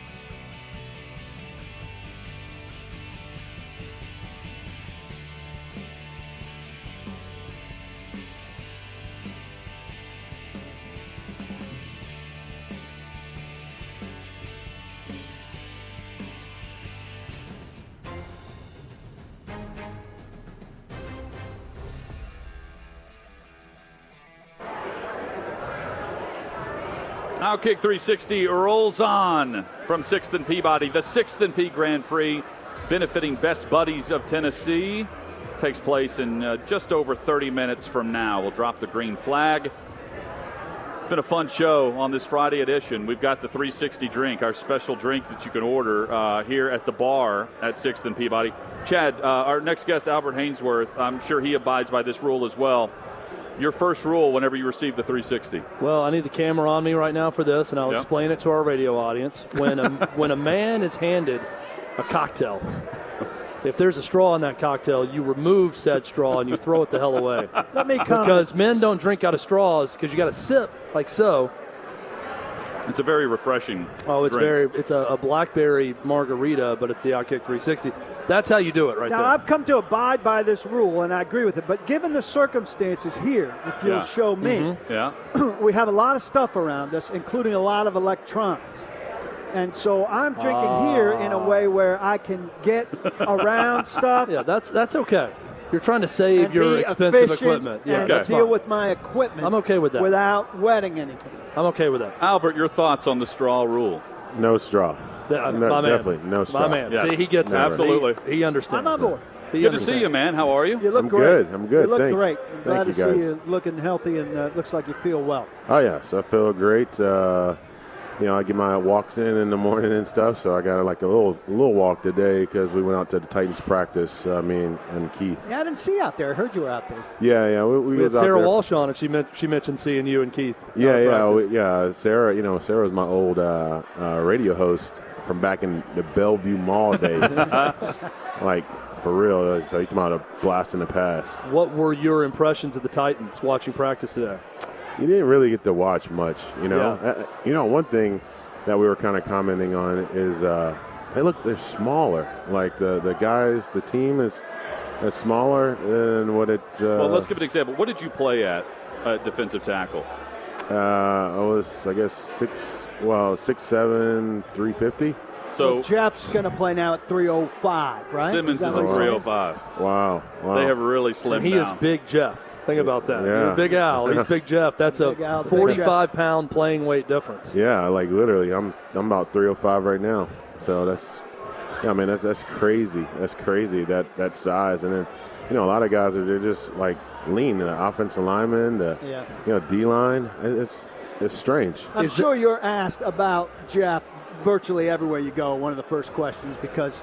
Same position, and people are looking at him, including me, as the most influential defensive interior guy they've had since you. What are your impressions of him 3 years in? I think he's going to be great. If they can really just let him loose and let him start getting off the ball, and stop doing all the twist and turn unless it's to get to the quarterback like the games that we used to run with Jim Washburn. So. We can do that and just let him take off that plow and let him go. He could be very, very dominant. Albert, I don't know why, but I thought of you in our conversation from the OutKick the Tailgate show back in the fall whenever I read the report, because we were complaining about how long the investigation was taking place at Tennessee. And whenever I saw that they found that Pruitt and the staff and his wife, everything added up to around $60,000. I was stunned that it was only $60,000. If you're going to go in, go big. Don't you go big? Well, and Tennessee found 7 of the 18 major violations. The NCAA didn't find them. Tennessee, in their investigation, found them and turned those over to go from 11 to 18. Yeah. I mean, well, $60,000. That's a lot of McDonald's bags. I guess the question is, I didn't think it was going to work. But if the NCAA comes back and says, hey, time spent, what you've already penalized yourself is enough, right, based on your cooperation, and they don't have to pay buyouts to Jeremy Pruitt and his staff, did it work? This cooperating with the NCAA? You don't think they're going to pay the buyout? They may pay some of it. There could be some sort of a settlement in it. I think that's why they found 7 of the violations. They're trying to show they fired him with cause, and they dug up more stuff. If they go with this stance, Albert, of the NCAA is going to throw the book at the coach and the perpetrator and not the program and the future of that program, let's say Jeremy Pruitt, he may get a 10-year show cause. He may not be able to coach in college sports for 10 years. If that happens, you would have to be a pretty bad lawyer on Tennessee's behalf to not prove cause and not to get them to not pay the buyout at all, right? Yeah, that's true. That's true. But, I mean, for them, with that, they already moved on and everything. But I'm thinking maybe the NCAA might do something stronger because, they don't have any power anymore, and this is a chance like, hey, we still got our power. Or it could be the other way around, like, hey, we're just going to relax because we're already losing our power and we don't want to get kicked out further out of the league. So you were a guy who wasn't afraid to get in a little scuffle at practice or training camp from time to time. Absolutely. Trevor Penning, rookie offensive tackle from Northern Iowa for the New Orleans Saints, started 3 consecutive fights on 3 consecutive days before getting kicked out of practice. He was drafted in part because of the hard edge he plays with, that he's got a chip on his shoulder. And his teammates apparently love him for that reason. Yeah. What do you think about that? When you hear rookie coming in, 3 straight days. 3 straight days, 3 straight fights, kicked out of practice. Do you like that? I mean, did he start it, or is he just He was the only one kicked out of practice after day 3. The other guy he was fighting with did not get booted, but Dennis Allen kicked him out. But you know what? Like he's sticking up for himself. That's what it is. Like you want somebody to stick up for yourself because that's what you want to go out to battle with. If he just like laid down and let people do him dirty, then how can you really respect that guy? When you would like him if he were a teammate. If a guy came in and did that, and we probably mix it up too. You would also be the guy egging him on to get him to. Oh, I'm gonna mix it up with him too. I mean, I wouldn't let a rookie do me in. Of course not. Were there days where you would come out to practice and be like, I'm going to fight today? No. So it had to take place. It was always organic. Authentic. It always has to be something that somebody would do. Like I don't come out to fight, but I'm going to, I'm not just going to be bullied either. Yeah. Or pushed around. So if I felt like it was a little dirty or a little extra, then I'm going to show you. Well, plus the defensive line with Walsh, there was no 80%. I mean, with Vanden Bosch, you guys were going at it. Mm-hmm. You weren't getting around the quarterback. You were smart about that. But you guys would get after it with that offensive line, with everyone from Benji to Roos and everyone in between. Yeah, I mean, you got to mix it up. You got to, put your dominance, show your dominance over them and over any offensive lineman. And then, you could say oh, that's horrible at practice, but that made them better because when they got on the field against another defensive line, they destroyed them. They made them quit. So our practice was like that. It was great because it helped us both better on the field because there was nothing they hadn't seen. Playing against us, me, and when they go out, there's hey, this would be an easy job. Yeah. Titans rookie Traylon Burke, was it OTAs or minicamp he showed up for?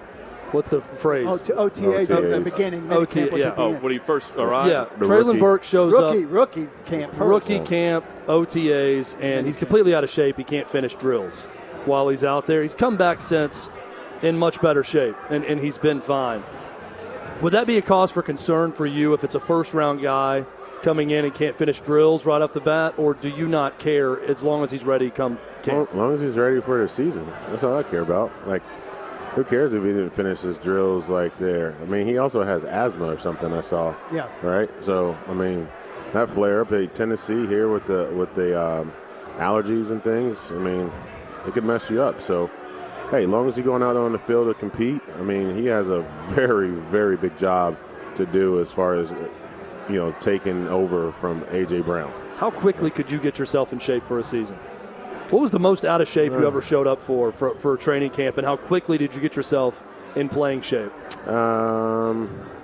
Really, it would be when I was with the team.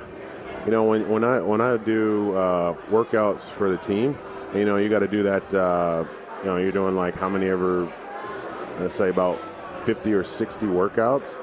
That was the worst because that wasn't football shape.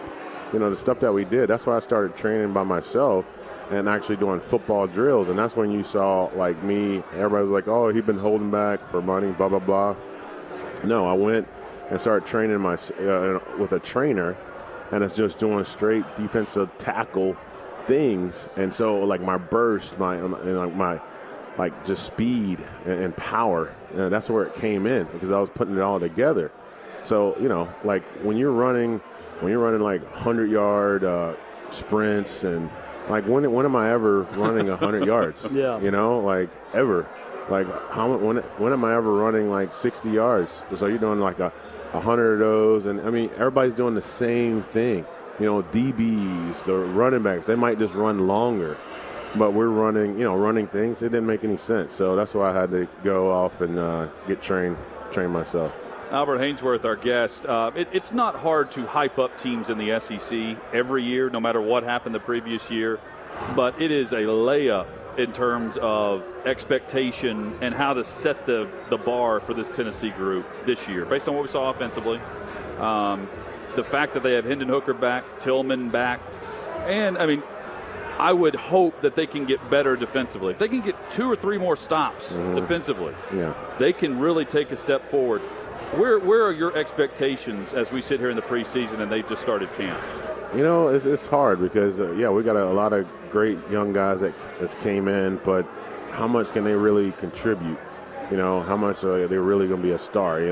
Like, how often do you see, like, Jamal Lewis, like his rookie, or his freshman year? Like, things like that. So it's going to be hard to see. And I've been thinking, like, I'm hoping maybe 9 games this year.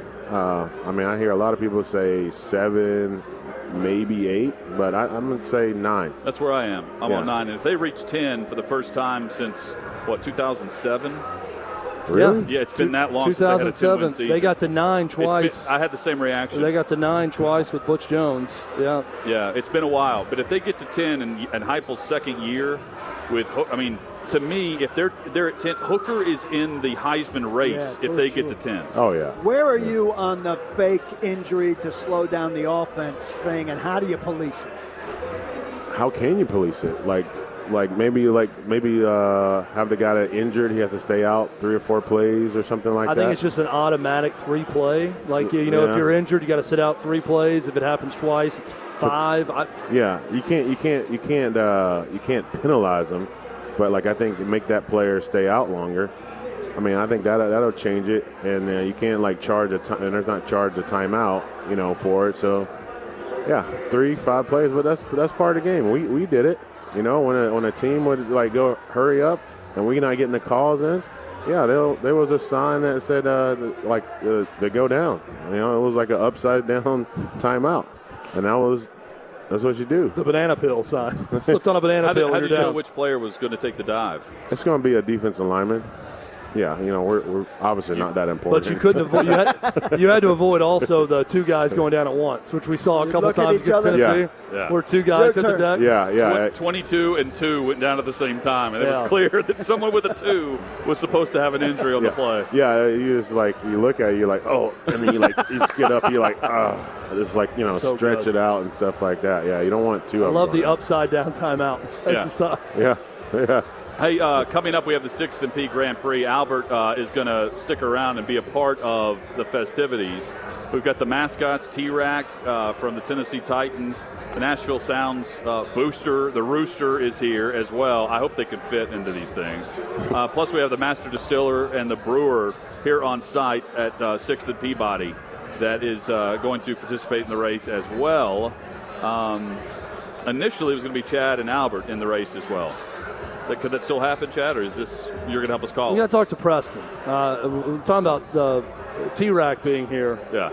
Maybe better on the tricycle. Albert than has been recruited to be the flag bearer here. We've got the green flag coming up. We're about 15 minutes away from that. Albert Haynesworth with us on site. We're going to continue the conversation with him. Glad you're with us as well for OutKick 360.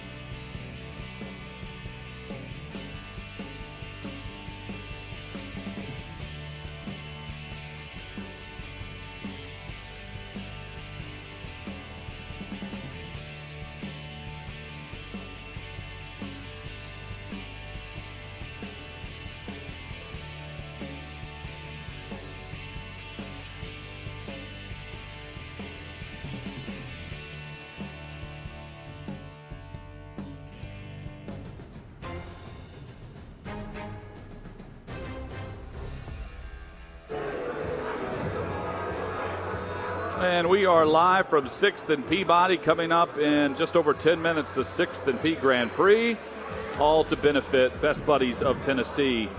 And that's the Southeast region as well. They do a great job helping out those who are intellectual and developmental challenged with disabilities.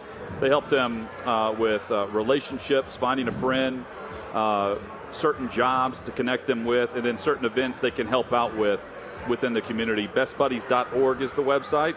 There's also a QR code we've been showing on the screen. You can scan that and help out such a great nonprofit organization. That's what we're doing today. A portion of all of the proceeds for all the tastings of Old Smoky Moonshine and Yeehaw Beer going back to Best Buddies and their great organization. Terrific organization, and they do a great job. So happy to help them throughout the day, and 6th and Peabody doing terrific work to make sure that they're helping such a good cause with Best Buddies. Great.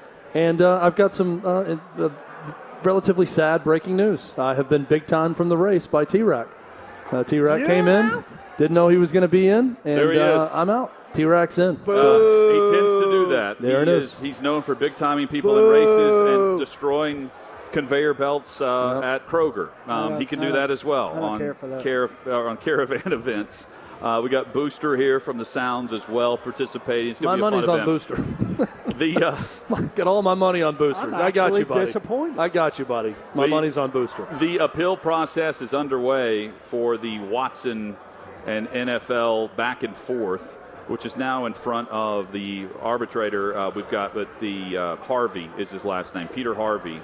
And the NFLPA tweeted that they filed their brief appeal about this. So we've got this process going. Who knows how long it takes? The league said they don't have a timetable, but they know it needs to be expeditious. Yes, and you've got Stefanski with the Browns saying recently over the last 24 hours, like, look, he admitted, he's like, I'm in a situation where Watson has not played in over a year. So I've got to get him reps within the offense and make sure he's ready whenever he can play. Because if he goes through, let's just take it for what it is right now. The 6-game suspension goes into effect the week of Labor Day. And he cannot be back at the facility or around the team until the Monday after week 3. From there, he can be in meetings but cannot practice until the 6 weeks is up. So it's a bit of a weird stretch here for coaching to get their guys ready, because he's got to get Brissett ready for the 6 games as it sits right now. And he also doesn't know if Watson's coming back in week 7 or if he's done for the year. All of that's to be determined, but he's still trying to get as many reps as possible for both guys. I think I read something, and I should have pinned it down more precisely, but there's a scenario, even if this goes to court and freezes everything, that the Browns might hold him out for those 6 games, like to get time served. Yeah, I think that's right, because he's going to miss at least 6 games because they're not appealing the 6 games. Right. So if it's upheld, it's at least 6 games. He's not getting less than 6 games. I see what you're saying. Get the 6 Get games it out of the way. over with. If there's more, hopefully they would know by the end of those 6 games. They're probably going to know before the beginning of those 6 games. Yes, they'll know before. Coming up, more headlines, and we race. The 6th and P Grand Prix will take place right here on OutKick 360 and live at 6th and Peabody. Another hour. We've got college football and NFL headlines, too. Hope you'll join us for the final hour going into the weekend. T-Rack's going down. OutKick 360 on the OutKick Network. Hang with us.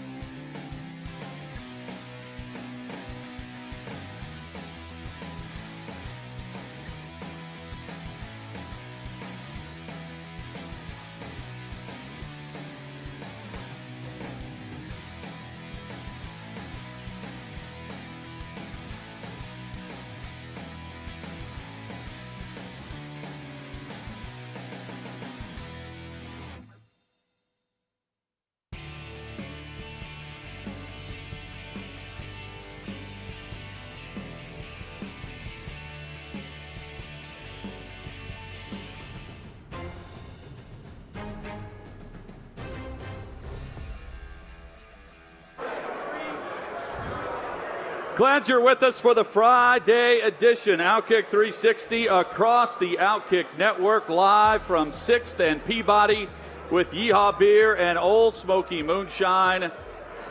The weekend is upon us. We've got a big event right here in downtown Nashville. If you're listening to us, you can be watching the Music City Grand Prix. The green flag there in IndyCar will drop on Sunday with events going on throughout the weekend. But the anticipation is coming up right now for the 6th and P Grand Prix to benefit Best Buddies of Tennessee. And Chad, this was something you participated in earlier today. Your thoughts on the course we've put together? Here's my advice for those participating in the race and the track. Very slick inside. When you get to turn 2, know there's an adjustment. It's going to get a little bit sticky once you hit the outside concrete. And know that the back wheels may move a little bit on you. And also watch out for any patrons that may step into the track. I have tough rooting here. Yeah. T-Rac's got ants in his pants, but I can't root for the Titans, as is my nature. But Booster killed Ozzy. It's true. And my kid is a big Ozzy fan when he was little.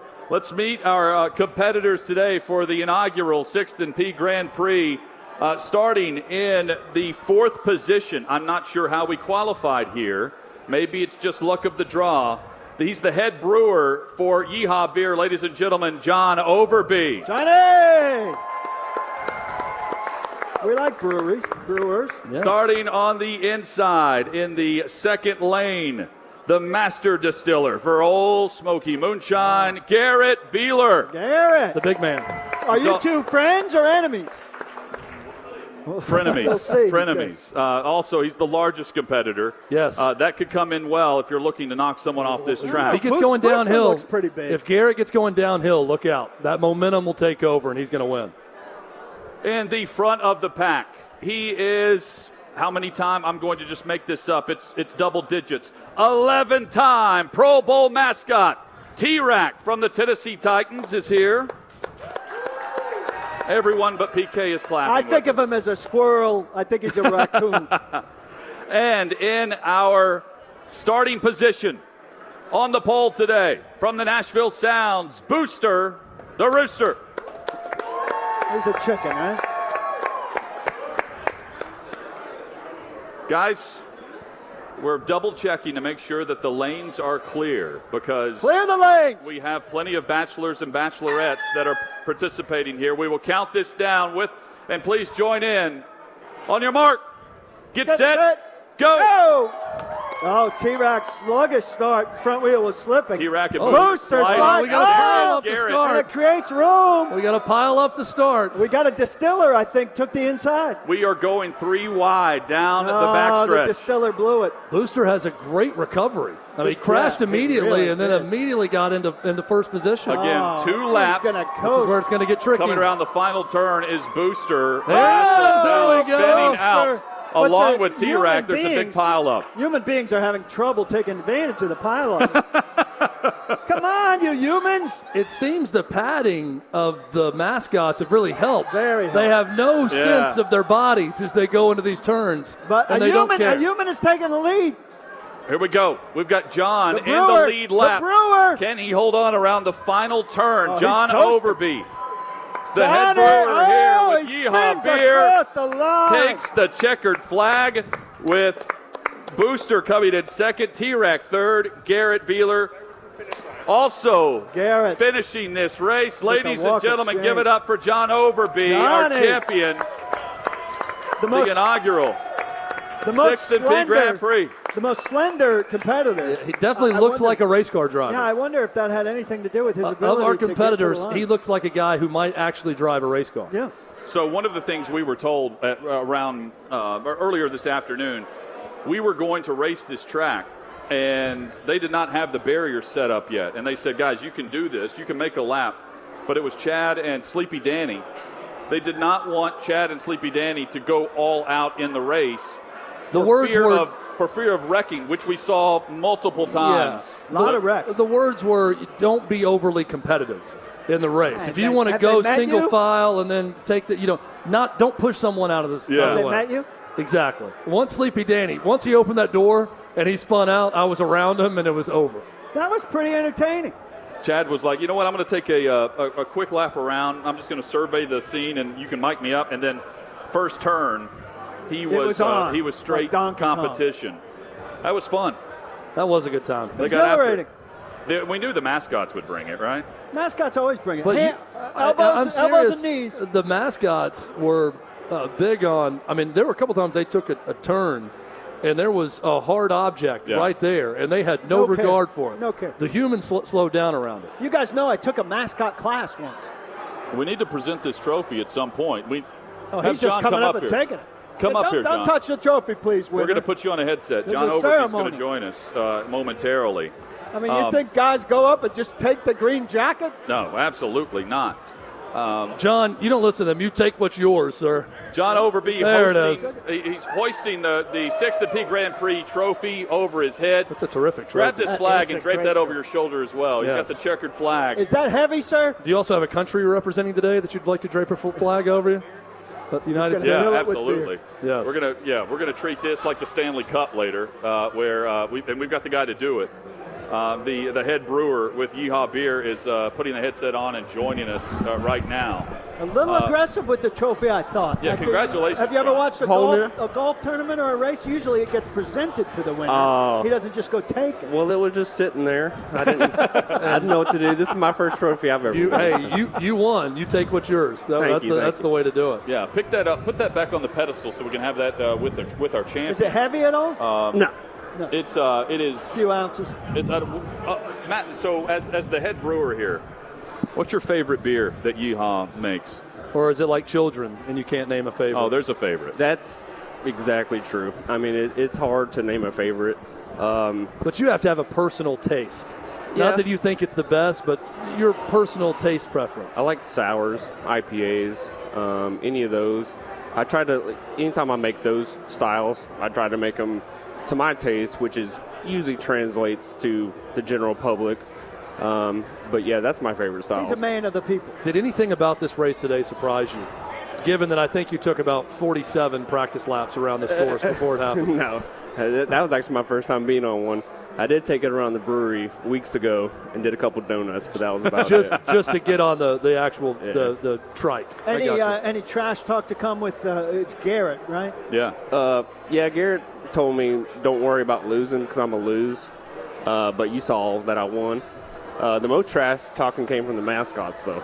Yeah, They're not supposed to talk behind there. Right. How many beers do we have on tap here at 6th Peabody? We got 24 taps, but some of them are doubled up. Like some of our main sellers, like the Yeehaw Easy, Cerveza, stuff like that, is on two separate taps, or two of the same taps, because they sell so quick. So. You know my favorite, the Cerveza. Cerveza. Every time. I like Cerveza and Easy. Everything they make here, everything they sell here is made here, for those that don't know. So you've got the Old Smoky Moonshine Yeehaw beer. That's what you get when you come here. But they can turn if you want a margarita, I mean, that's basically what the 360 cocktail is. It's a blackberry margarita. What are the odds we can get a Yeehaw 360 beer? I'm all about it. Let's speak this into existence. I can absolutely make that happen. Can you make it a sour also, since we're kind of sour guys? Y'all are going to just all to fit with the theme? Y'all just all have to take a vote, and whatever the vote is, all right, we'll do it. Let's make it happen. Let's also start drinking something out of this. Yeah, boy, right here. Let's fill this up again. Bartender! This thing is incredible. Have you filled it up before? Because it's got a little screw in the bottom. I have a feeling it's going to leak. Oh, yeah. It also needs to be thrown around like Brady would treat this thing if he won. Yeah. Can we just try it out anyways? Can we get this thing on the Cumberland River right now and toss it from boat to boat? You got something we can get on right now? We're going to lose it. I love it. John there are some sort of what is it? Transportainment, they call it. Yeah. They've got a lot of transportainment vehicles right outside of here that we could throw it from. From John Deere tractor to whatever else is out there. It'd be great. Fun. Where are you going to display this? I think it's staying here. I don't really. He doesn't really have room for it. It's going to go. Fancy house. It's got to be in the brewery for at least a little bit. As long as my name gets put on one of these little plaques, we'll make that happen. I don't care where it happens. We'll make that happen. That's a no-brainer. One suggestion is, at some point, can we put it on our set? Oh, yeah. With OutKick 360. Absolutely, yeah. And display it proudly. That's terrific. Because I'm not going to lie, guys, I also kind of feel like a champion today after beating Sleepy Danny as badly as I did. So I feel like I can get part of it. You beat a guy who's known for sleeping. Danny was so into this today, Paul. First off, he was wearing his equivalent of like a driver's outfit. It was like solid navy blue, but shorts, the button-up shirt. He looks like a member of the pit crew. And he was just walking laps around the track when I saw him, and he said he was getting mentally zoned in and reading the track as he went along. I appreciate his investment in the event. Yeah, and he's here. I mean, he got into it. He's dressed like a pit crew member. So what beer did you go with, John? You've got a cold one right in front of you. I think it's the IPA. I don't know, but Preston just handed it to me. All right. Nice. Tastes delicious, so I think it's IPA. You do most of your brewing in the morning? It just depends. I have 2 little kids, so depending on their schedule, sometimes I come in later, sometimes I come in early. What is a day like for a brewer, start to finish, when you're going through your process? It's really hot. I do a lot of cleaning. It gets even more hot, and then I do more cleaning. Chad, it sounds ideal for you. Yeah. Hey, you want to sweat together? I'm great at sweating. I'm sweating right now. Anyone who saw the first segment knows that. Hey, want to take a sauna? I think he's describing one of the labs in Breaking Bad with all the vats and all the cleaning that's Where is going Gus on Fring in here? What's his level on I think we'd make much manager more money chart? if we were Breaking Bad back there. Yeah, for sure. You guys are making a ton as it is. It is a super this lab. Place is It is a always super packed. lab back there, though, when you walk in there. No doubt. John, you're welcome on the show anytime. And Awesome. if you're trying out a new, how often do you implement a new beer into the mix? I know there's seasonal beers. Yeah, we're kind of doing like a quarterly thing. So like every 3 months we'll start releasing new beers. But that doesn't mean that I can't just walk in here tomorrow and brew something new. Well, when you do and you need testers, we're in that corner. Bring it back there. Absolutely. We'll be your Huckleberry. Hell yeah. And your Blackberry. Margarita. That's a 360. John Overby, he's the head brewer here with Yeehaw Beer and Old Smoky Moonshine here on site as well with Garrett Beeler. Cheers to you, man. Great We've work. got the 360. Thank you. He's Cheers. got the IPA that's on tap here. Congratulations to John. He is our inaugural 6th and P Grand Prix champion. It all benefits Best Buddies of Tennessee. BestBuddies.org for more info there. And a portion of all the proceeds that they sell today on all the tastings is going to the Best Buddies program. Hang with us. Coming up in about 15 minutes or so, Brent Hubbs of AllQuest.com is going to join us. We're going to get back into Titans discussion, observations on the first 2 weeks of what they've done at training camp.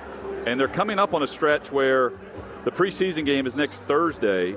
So next week, once we get going next week, there's only one practice prior to some days off and then the travel day to Baltimore. So we'll kind of regroup and see what we've learned about this team. And one area I feel like they have got to make sure they implement more this year than they did last year. That's all coming up on OutKick 360.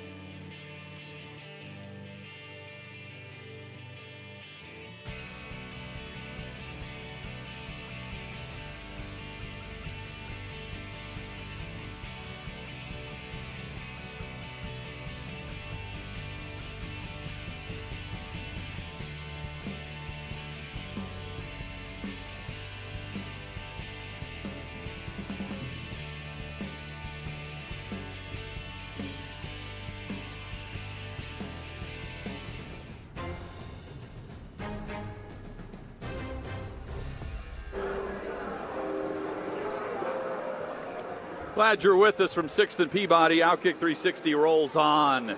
Crew's all here. We're ready for the weekend. We've got a big one planned.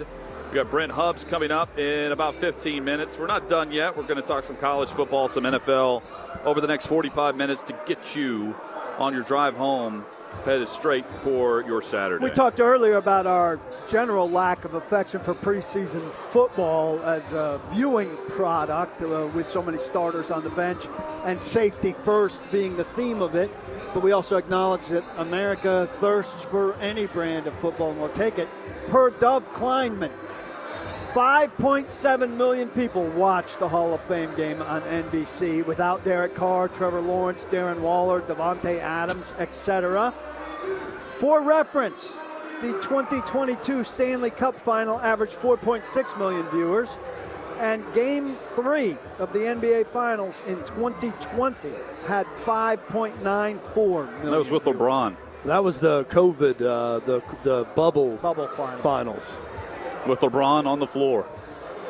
That's Any insane. LeBron James final game that would beat a NBA Finals game is just So you had crazy. I still feel like, just from my perspective, like that now it's the first Saturday of college football. That's the week before everyone else plays. It's that first Thursday night of college football that, to me, feels like real games. Yeah. Because that's always 10 days before the start of the NFL regular season. And it's got The real. first Thursday night of the NFL season's a big deal. The first Sunday is obviously a big deal.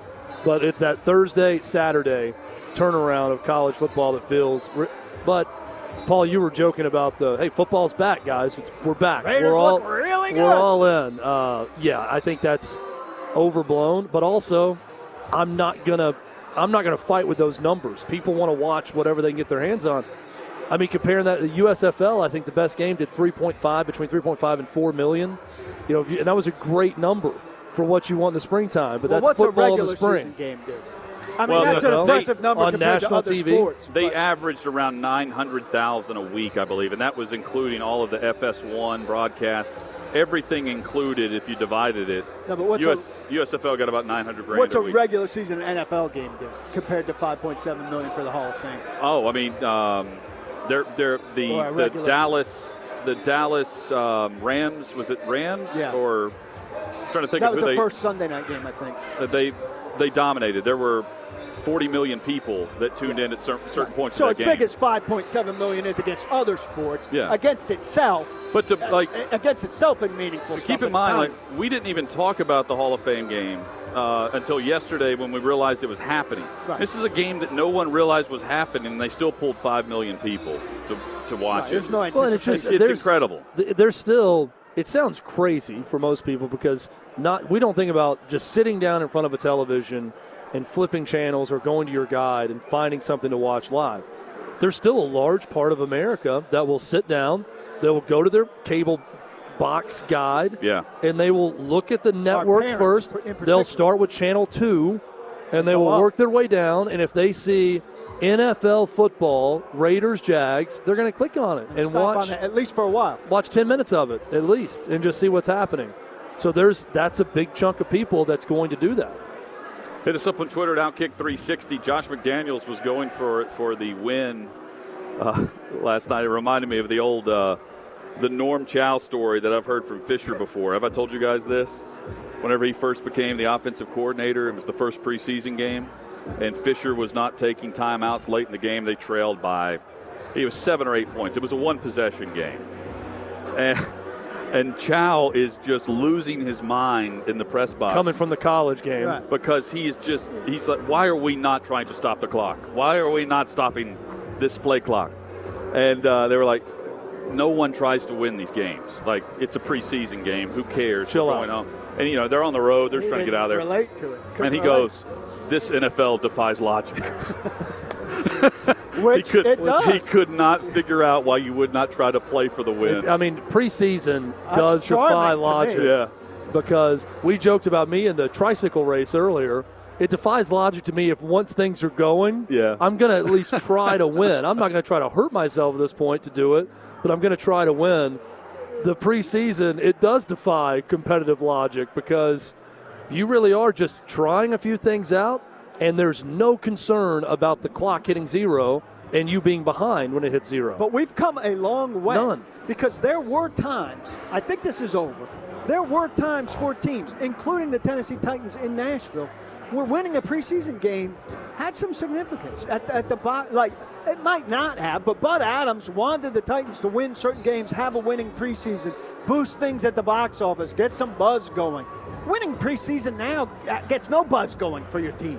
Yeah, I mean, we've seen terrible teams. The 0-16 Lions team, I think, 4-0 might have been 4-0 in the preseason. Yeah. I mean, well, and I think it has when you're no translation to buzz about your team. I think when you're selling the NFL to a new market, that's a predominant college market when you're coming in. I can understand where Bud Adams like, if we can win it, let's go ahead and do it, because people are going to like that. People are going to like a 4-0 or 3-1 preseason, and even though we know it doesn't matter, there could be the random ticket buyer that says, damn, this Tennessee Oilers team is pretty good.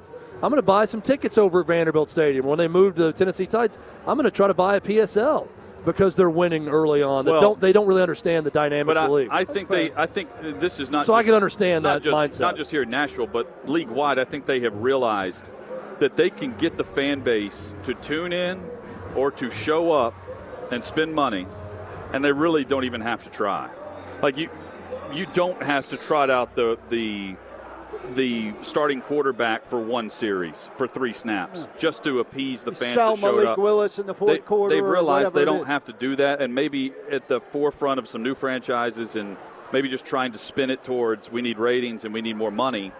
Now they're at a point where one of their highest rated events is a weekend that doesn't even include the ball they play with the NFL draft. Yeah. So they literally don't have to do anything when it comes to kicking the football off. And we've talked about this for years. Preseason attendance doesn't matter. Right. If the tickets are sold and people don't show up, they really don't care. Yep. At the end of the day, it's honestly just an easier night for them in stadium operations if it's not close to a sellout or, a fourth of the people are there. Like, they don't care. I think that Bill Bidwell was the first one to figure out, I don't have to sell a single ticket and I'm going to make a ton of money based off television rights. So I thought the Cardinals in that era were the first team that didn't put a lot into it and eventually got in some trouble for it. But they just realized, I don't have to win. I'm one of these 32 teams that's going to get a huge check and going to cover all my expenses with what we're getting in the revenue sharing. And if we sell tickets, great. That's just icing on top of the cake, and they don't really care. Most markets don't think of it that way. They want a great atmosphere for their team. They want a sellout crowd. They don't look around and think, oh, who cares? No one's here. I mean, they understand all that. But, yeah, I think there's been owners over the years that figured out doesn't matter if we sell tickets. Well, we've got Brent Hubbs in just a moment, and I know I've been discussing the 2 tight end personnel for the Titans. We'll try to get to that after we talk with Brent. If not, it will be a big point of emphasis on Monday, where we will go heavy Titans discussion with what they've done with Arthur Smith versus what we saw with Todd Downing. Todd Downing, by the way, who had a background of 11 personnel in Oakland, where he came from, ran a lot of 11 personnel last year. Meanwhile, Tannehill's success has been on 2 tight. So we will get to that in just a moment. I do want to also mention Matthew Stafford, who we mentioned this briefly yesterday about the elbow pain, and McVay saying that it was significant elbow pain. The quote that he used was abnormal for a quarterback with the tendonitis in his elbow. Well, who else is having tendonitis? Abnormal for a quarterback. I wonder if he's saying like it's more normal for a pitcher. Like, I'm trying to compare it like what left tackle's not having tendonitis in his elbow. Yeah, so I don't know. He's not throwing. He says it's a little abnormal for a quarterback. Some of this stuff is things that MLB pitchers deal with. So it's something that we're kind of learning about on the fly with his feedback. And he stressed that Stafford could do more in practice. He could probably play in a game this week, is what he said, probably play in a game this week. But they're holding him back to try to figure out exactly his health status as they prepare for week 1, which is on that Thursday, September the 9th? 8th. Thursday, so September the 8th. Almost a month. Today's the 5th. This scares me, quite frankly. Tendonitis in anybody who does throwing should scare you. And to call it abnormal in a quarterback, These are alarming words. Here's what's worrisome. Here are their backups. John Wolford is their second-string quarterback right now in Los Angeles. He's been there, but he's a backup from Wake Forest. Behind him, they have a battle for 3, and right now with the 10-9, I guess they're leaning that direction. Don't know, but they got 2 guys that could pass waivers and be on the practice squad too. Well, he wasn't playing in the preseason no matter what, but Right. you'd like him to be practicing. No, he's not practicing. Yeah. Bryce Perkins is the 3rd string right now from Virginia, and Luis Perez from the USFL is there in camp with them. Lewis, who I saw getting into an Uber the day after the USFL debut when he was the starting quarterback in the game, Bible in hand, taking an Uber to church the next morning as I was leaving on Sunday. Yeah, on Easter Sunday. Brent Hubbs joins us from Knoxville, where the Vols are underway preparing for their regular season opener against Ball State. And he joins us from VolQuest.com as we get the latest on Rocky Top. Brent, good to hear from you, man. Hope things are well. Doing great. Hope you guys are doing well.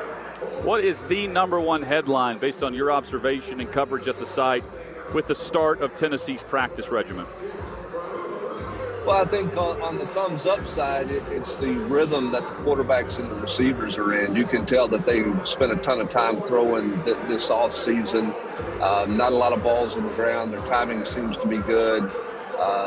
They seem to be in a really good chemistry and a really good rhythm with each other. So I think that's certainly a thumbs up for the first few days of camp.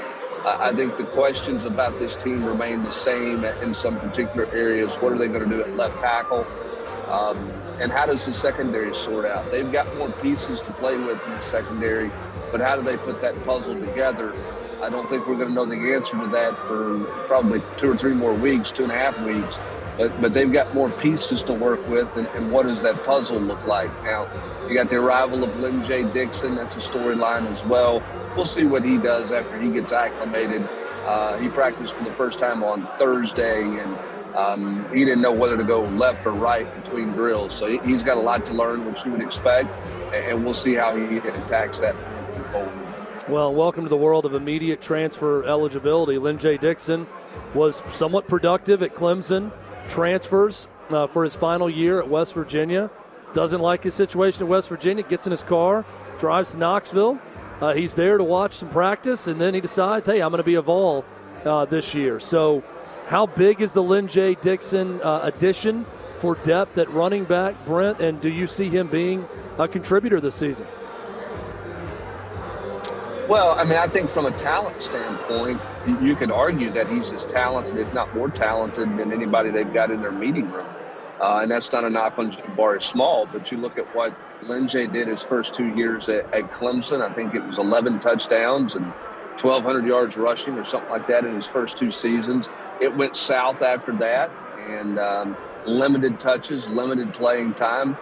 I don't know why or what happened there. I know there was a coaching change with the running back coach, but for whatever reason, he wasn't the right fit for them the last couple of years. He had interest in Tennessee before he ever went to West Virginia. Tennessee wasn't going to take him because of where they were in the running back rotation and what they looked like at running back.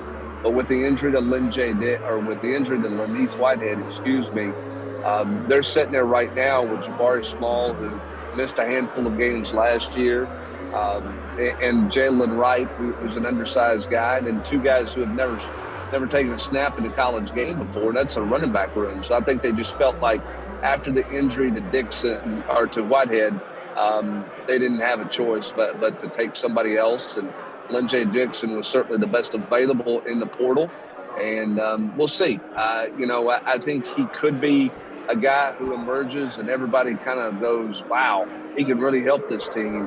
Or maybe he doesn't adapt to it at all. I think part of this is on Lynn J. Dixon too. I mean, you're late getting here. It's not necessarily your fault, but you're just now getting here. You're a week into camp. You don't know anything about this offense. How much are you going to attack that? Are you going to live in the film room? Are you going to be a sponge? Or are you just kind of getting through the day? So we'll see where Lynn J. Dixon's mentality is as this thing moves forward. Brew McCoy was a big-time recruit when he originally went to USC, transfers to Tennessee. He's out there on the practice field, but still not completely eligible to play for the Vols. Brent, I feel like Tennessee should have a pretty open line with the NCAA on all issues right now. What is the holdup with Brew McCoy, and is Tennessee confident he's going to be ready for the Ball State game? Tennessee is confident. They feel good about it. We'll see. I think it's one of those deals, the longer it goes, to me, the more concerned you get. If you don't know an answer to it middle of next week, then I think you start to get some pretty serious concerns going on. Some of this is just some formality things, kind of closing out USC. This is not a NCAA necessarily eligibility situation. There's some dialogue with USC that's going on, and I think USC's got to wrap some things up and close some stuff out there. If they do that, then I think Brew McCoy is going to be fine, and I think in the end that'll happen. I don't think in this day and age any school wants to be known as a school that is trying to block somebody from going somewhere or doing something, when we live in a world of the current one-time transfer that may turn into you can be a free agent every year if you want to. So I think ultimately it's going to end up working itself out, maybe middle of next week. But again, if you get to middle to end of next week and there's nothing new there, then I think you got some more involved. In sports, we all love a good name, and Squirrel White is one of the best. Freshman at Tennessee. Little guy, but a lot of speed, a lot of quickness, a lot of playmaking ability. You've seen some of that on the practice field so far, Brent. What do you think about his chances of making an impact early? I think he'll play early, and I think he'll make an impact early. They don't have anybody like him on their roster. You look at their wide receivers, a lot of their receivers are taller, bigger guys, bigger frame guys. This guy's a jitterbug who can be dynamic in space. He's got great quickness. So I think he will play and will be a factor early for Tennessee. I think he's a little tougher than his body size looks like he would be. I'm not saying that he can just get hammered all the time and be fine, but I think he took some pops in the spring and bounced back up. I think they like his toughness. I think he probably plays a little bigger than what his frame and his size says it is. I think he's done a great job this summer working with Hendon Hooker and learning this offense and understanding all the things you need to do in the slot. And I do think he's going to help this team. I don't think there's any doubt about that. Brent Hubbs with us, VolQuest.com, the site. Brent, we've talked throughout the offseason about concerns defensively, where they need improvement. Have you seen areas of their defense so far where you feel like maybe they're leaning towards, or at least seen aspects of finding an answer, or do the questions remain the same until we kick off? I think in large part the questions remain the same. They have more bodies to choose from. There's no doubt about that. They're deeper in the secondary for sure. They're deeper at linebacker.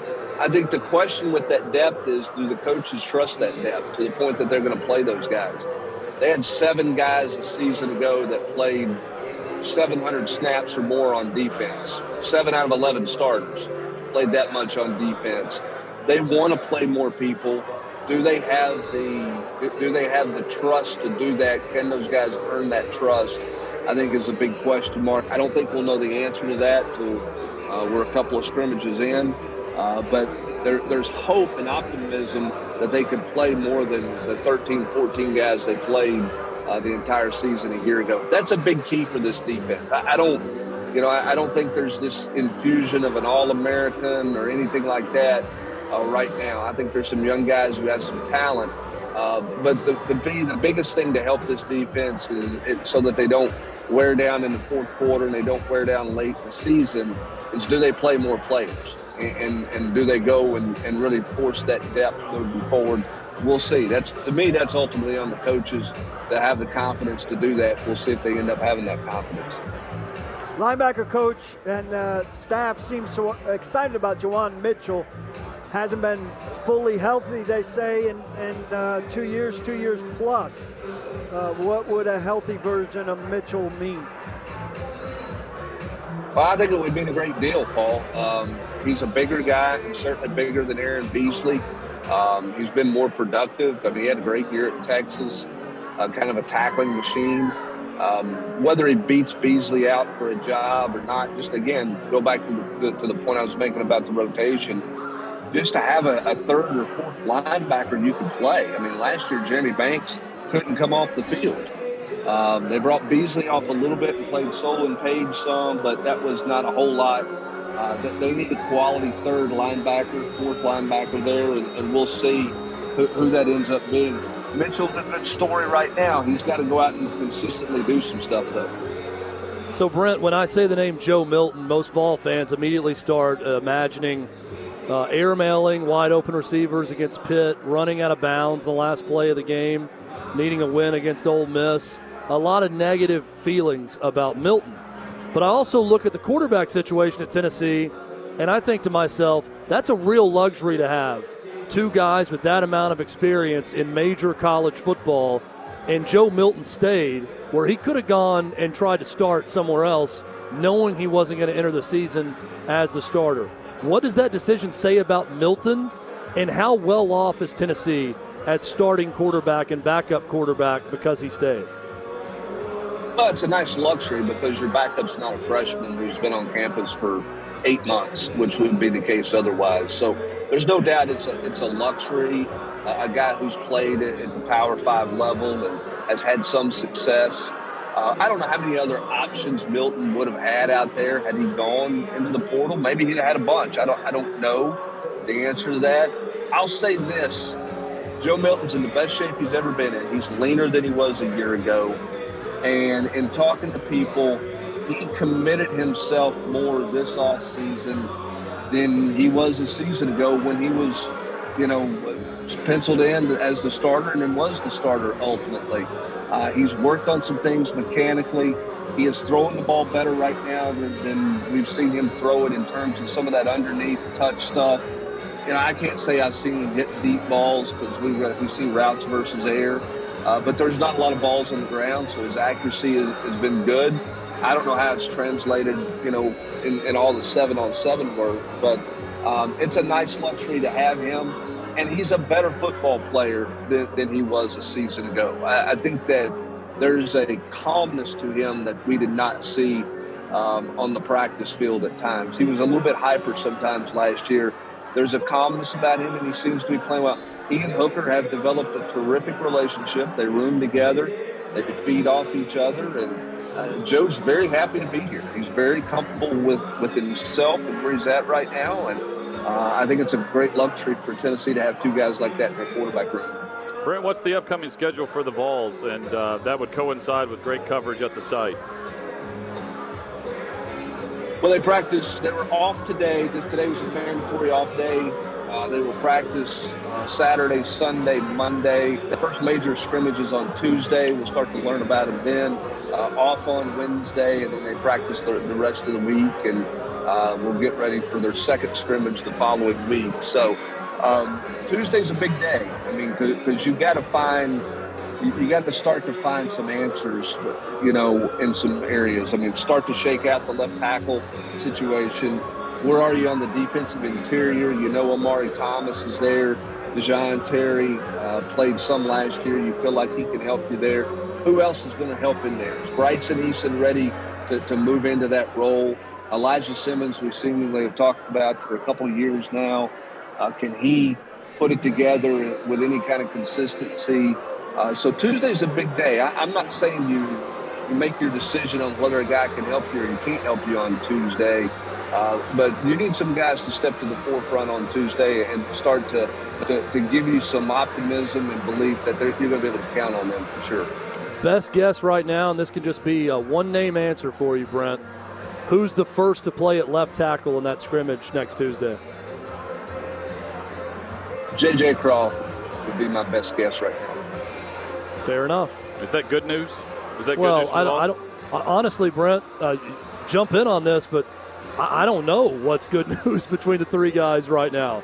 I don't really know enough about any of the three to really have someone that Tennessee fans would be rooting for to win the job.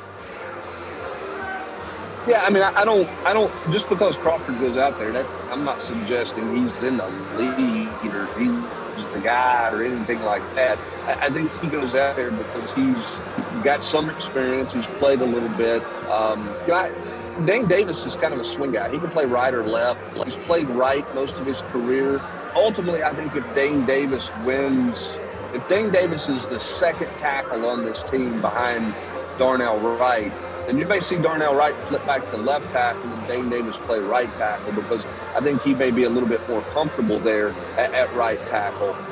So I think you'll see Crawford first, and then Mincy will be there, and those guys are going to split time, and we'll see how this thing shakes out.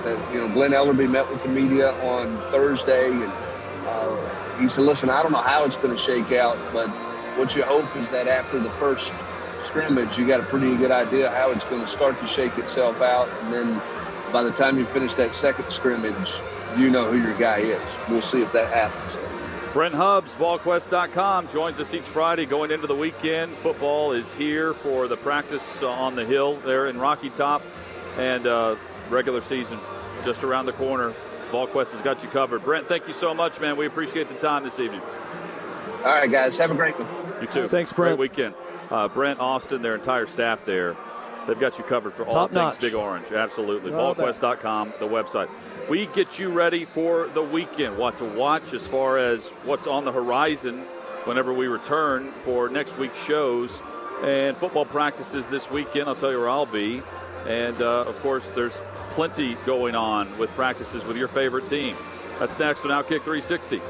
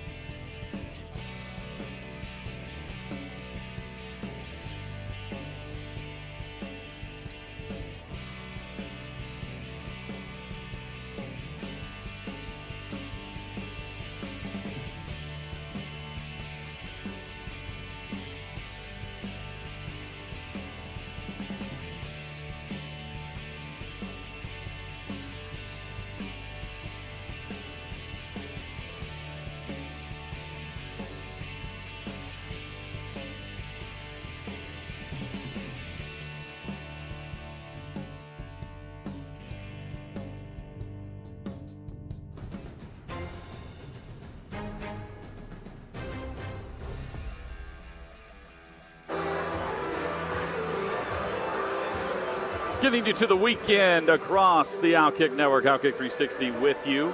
Live 3 to 6 Eastern, 2 to 5 Central, right here on your favorite station and across the OutKick Network platform, which includes all of the streaming platforms, YouTube, Facebook, Twitter, but also streaming live now daily at OutKick.com. Hit up OutKick, find us at the top, going live at 2 o'clock Central, hit play, you've got us. I think it's just even on that simple. I think it's even on your personal feed. It's on my Titans Facebook page feed. I gotta get with the Facebook deal. I heard our production crew talking about it the other day. The They're bane like, of your existence. they said, right Hutton and Paul have really good Facebook followings, and we've done really well when it's the videos we post to their site. And I'm thinking, apparently Chad doesn't. Apparently Chad does. That's an area where I lack is Facebook, which is absolutely the area where I lack. I check it want full once disclosure? every 4 days, and I just look at my notifications. I don't check and it see at if there's all. anything interesting. I don't check it at all. I don't know if it's Sleepy Danny or who's doing it. It's on there. I hope it's not Sleepy Danny. Well, it's on mine. In charge of my Facebook page. But, yeah, they stream it live. They have access to it. Well, I have a little scary. Here's where I see Facebook. You guys probably have the same thing. When you post something on Instagram story and it goes to Facebook story because it's owned by Facebook or Meta, and you get the response. I get like the fire emojis on Facebook on my Messenger, and I'll go and look at it, someone responding to my Instagram story, and I always have to think for a second, I haven't even been on this app. Wait, it all goes the same place from Instagram. So one big. That's where I'm at, but I need to grow my Facebook audience. That's the next frontier. Here's what's great about OutKick 360 now. I tell everyone this. Whatever you have, we're pretty much there. So if you really wanted to find it, if you're just following us and you're going to see it, especially between the hours of 3 to 6 Eastern Time, 2 to 5 Central. You're going to see all the different ways you can listen, watch, whatever you want to do to it. While we have a quick second, and then I'll tell you what I'm doing this weekend. Big thanks to our OutKick crew for making it happen today. Yeah, they did a great job. Charles Hunnell, we've got Dylan Taylor, Corey Taylor, no relation that I know of there between Dylan and Corey. Davey Hudson, Danny Coughlin. Third Jacob cousins Swanson, with the same last name, shocking. Tyler Castle, and then the great crew here on site with Preston Johnson and their entire staff, boots on the ground here. Adam Warren, of course, who sent us a nice text about the show today on stage. And Albert Haynesworth, Sarah Walsh, Brooke Williamson, who's here today as well. We thank everybody for participating in the 6th and P Grand Prix. And, guys, I think I'm going to check out the Music City Grand Prix on Sunday. Tomorrow, I'm going to the Vanderbilt scrimmage. I want to see why Mike Wright is the starting quarterback before practice even started. And this year. You will be there with Clark Lee. Yeah, in some capacity as a guest, correct? Yes. Clark is letting us mic him up during the scrimmage, and we will be observing through OutKick his presence on the field, his process. Cool. And then I want to see that. The post-practice interview will take place next weekend, and we will compare notes and actually dive in on what's ahead of him, because that's awesome. I'm going to find out why he set the goals where it is on the distant horizon of being the best in the SEC versus just trying to snap a 21-game SEC losing streak. Yeah, that's going to be great. I can't wait to check that out. Also, I gave Corey Taylor hell for not getting me this towel quick enough in the first segment. Yeah. But in all seriousness, our crew did a terrific job. It's a huge production start to challenge. finish. Some guys were here as early as 8 this morning. The background was great. The sound was great. And I failed to mention Ryan really Albanese. good. Shout out Ryan Albanese with the. Ryan Albanese came down here with, I think, his own drone. He had the drone. And did some drone footage. So. Opening weekend of EPL, and big they hooked me everyone. up. Late start for Chelsea, 11:30 tomorrow. I'm excited to watch Pulisic and the troops. But also, I will say once again to Corey, next time, give me the towel quicker. Towel ahead of time. When I'm pouring sweat in the first segment. And Colin Warner flat out getting it done as the Director of Operations for the OutKick Network. We are back live on Monday. We're right back, here baby. From 6th and Peabody. Football's back as well. You tell that bartender that we're back. Have a terrific weekend. Don't block the box. Do lock your locks.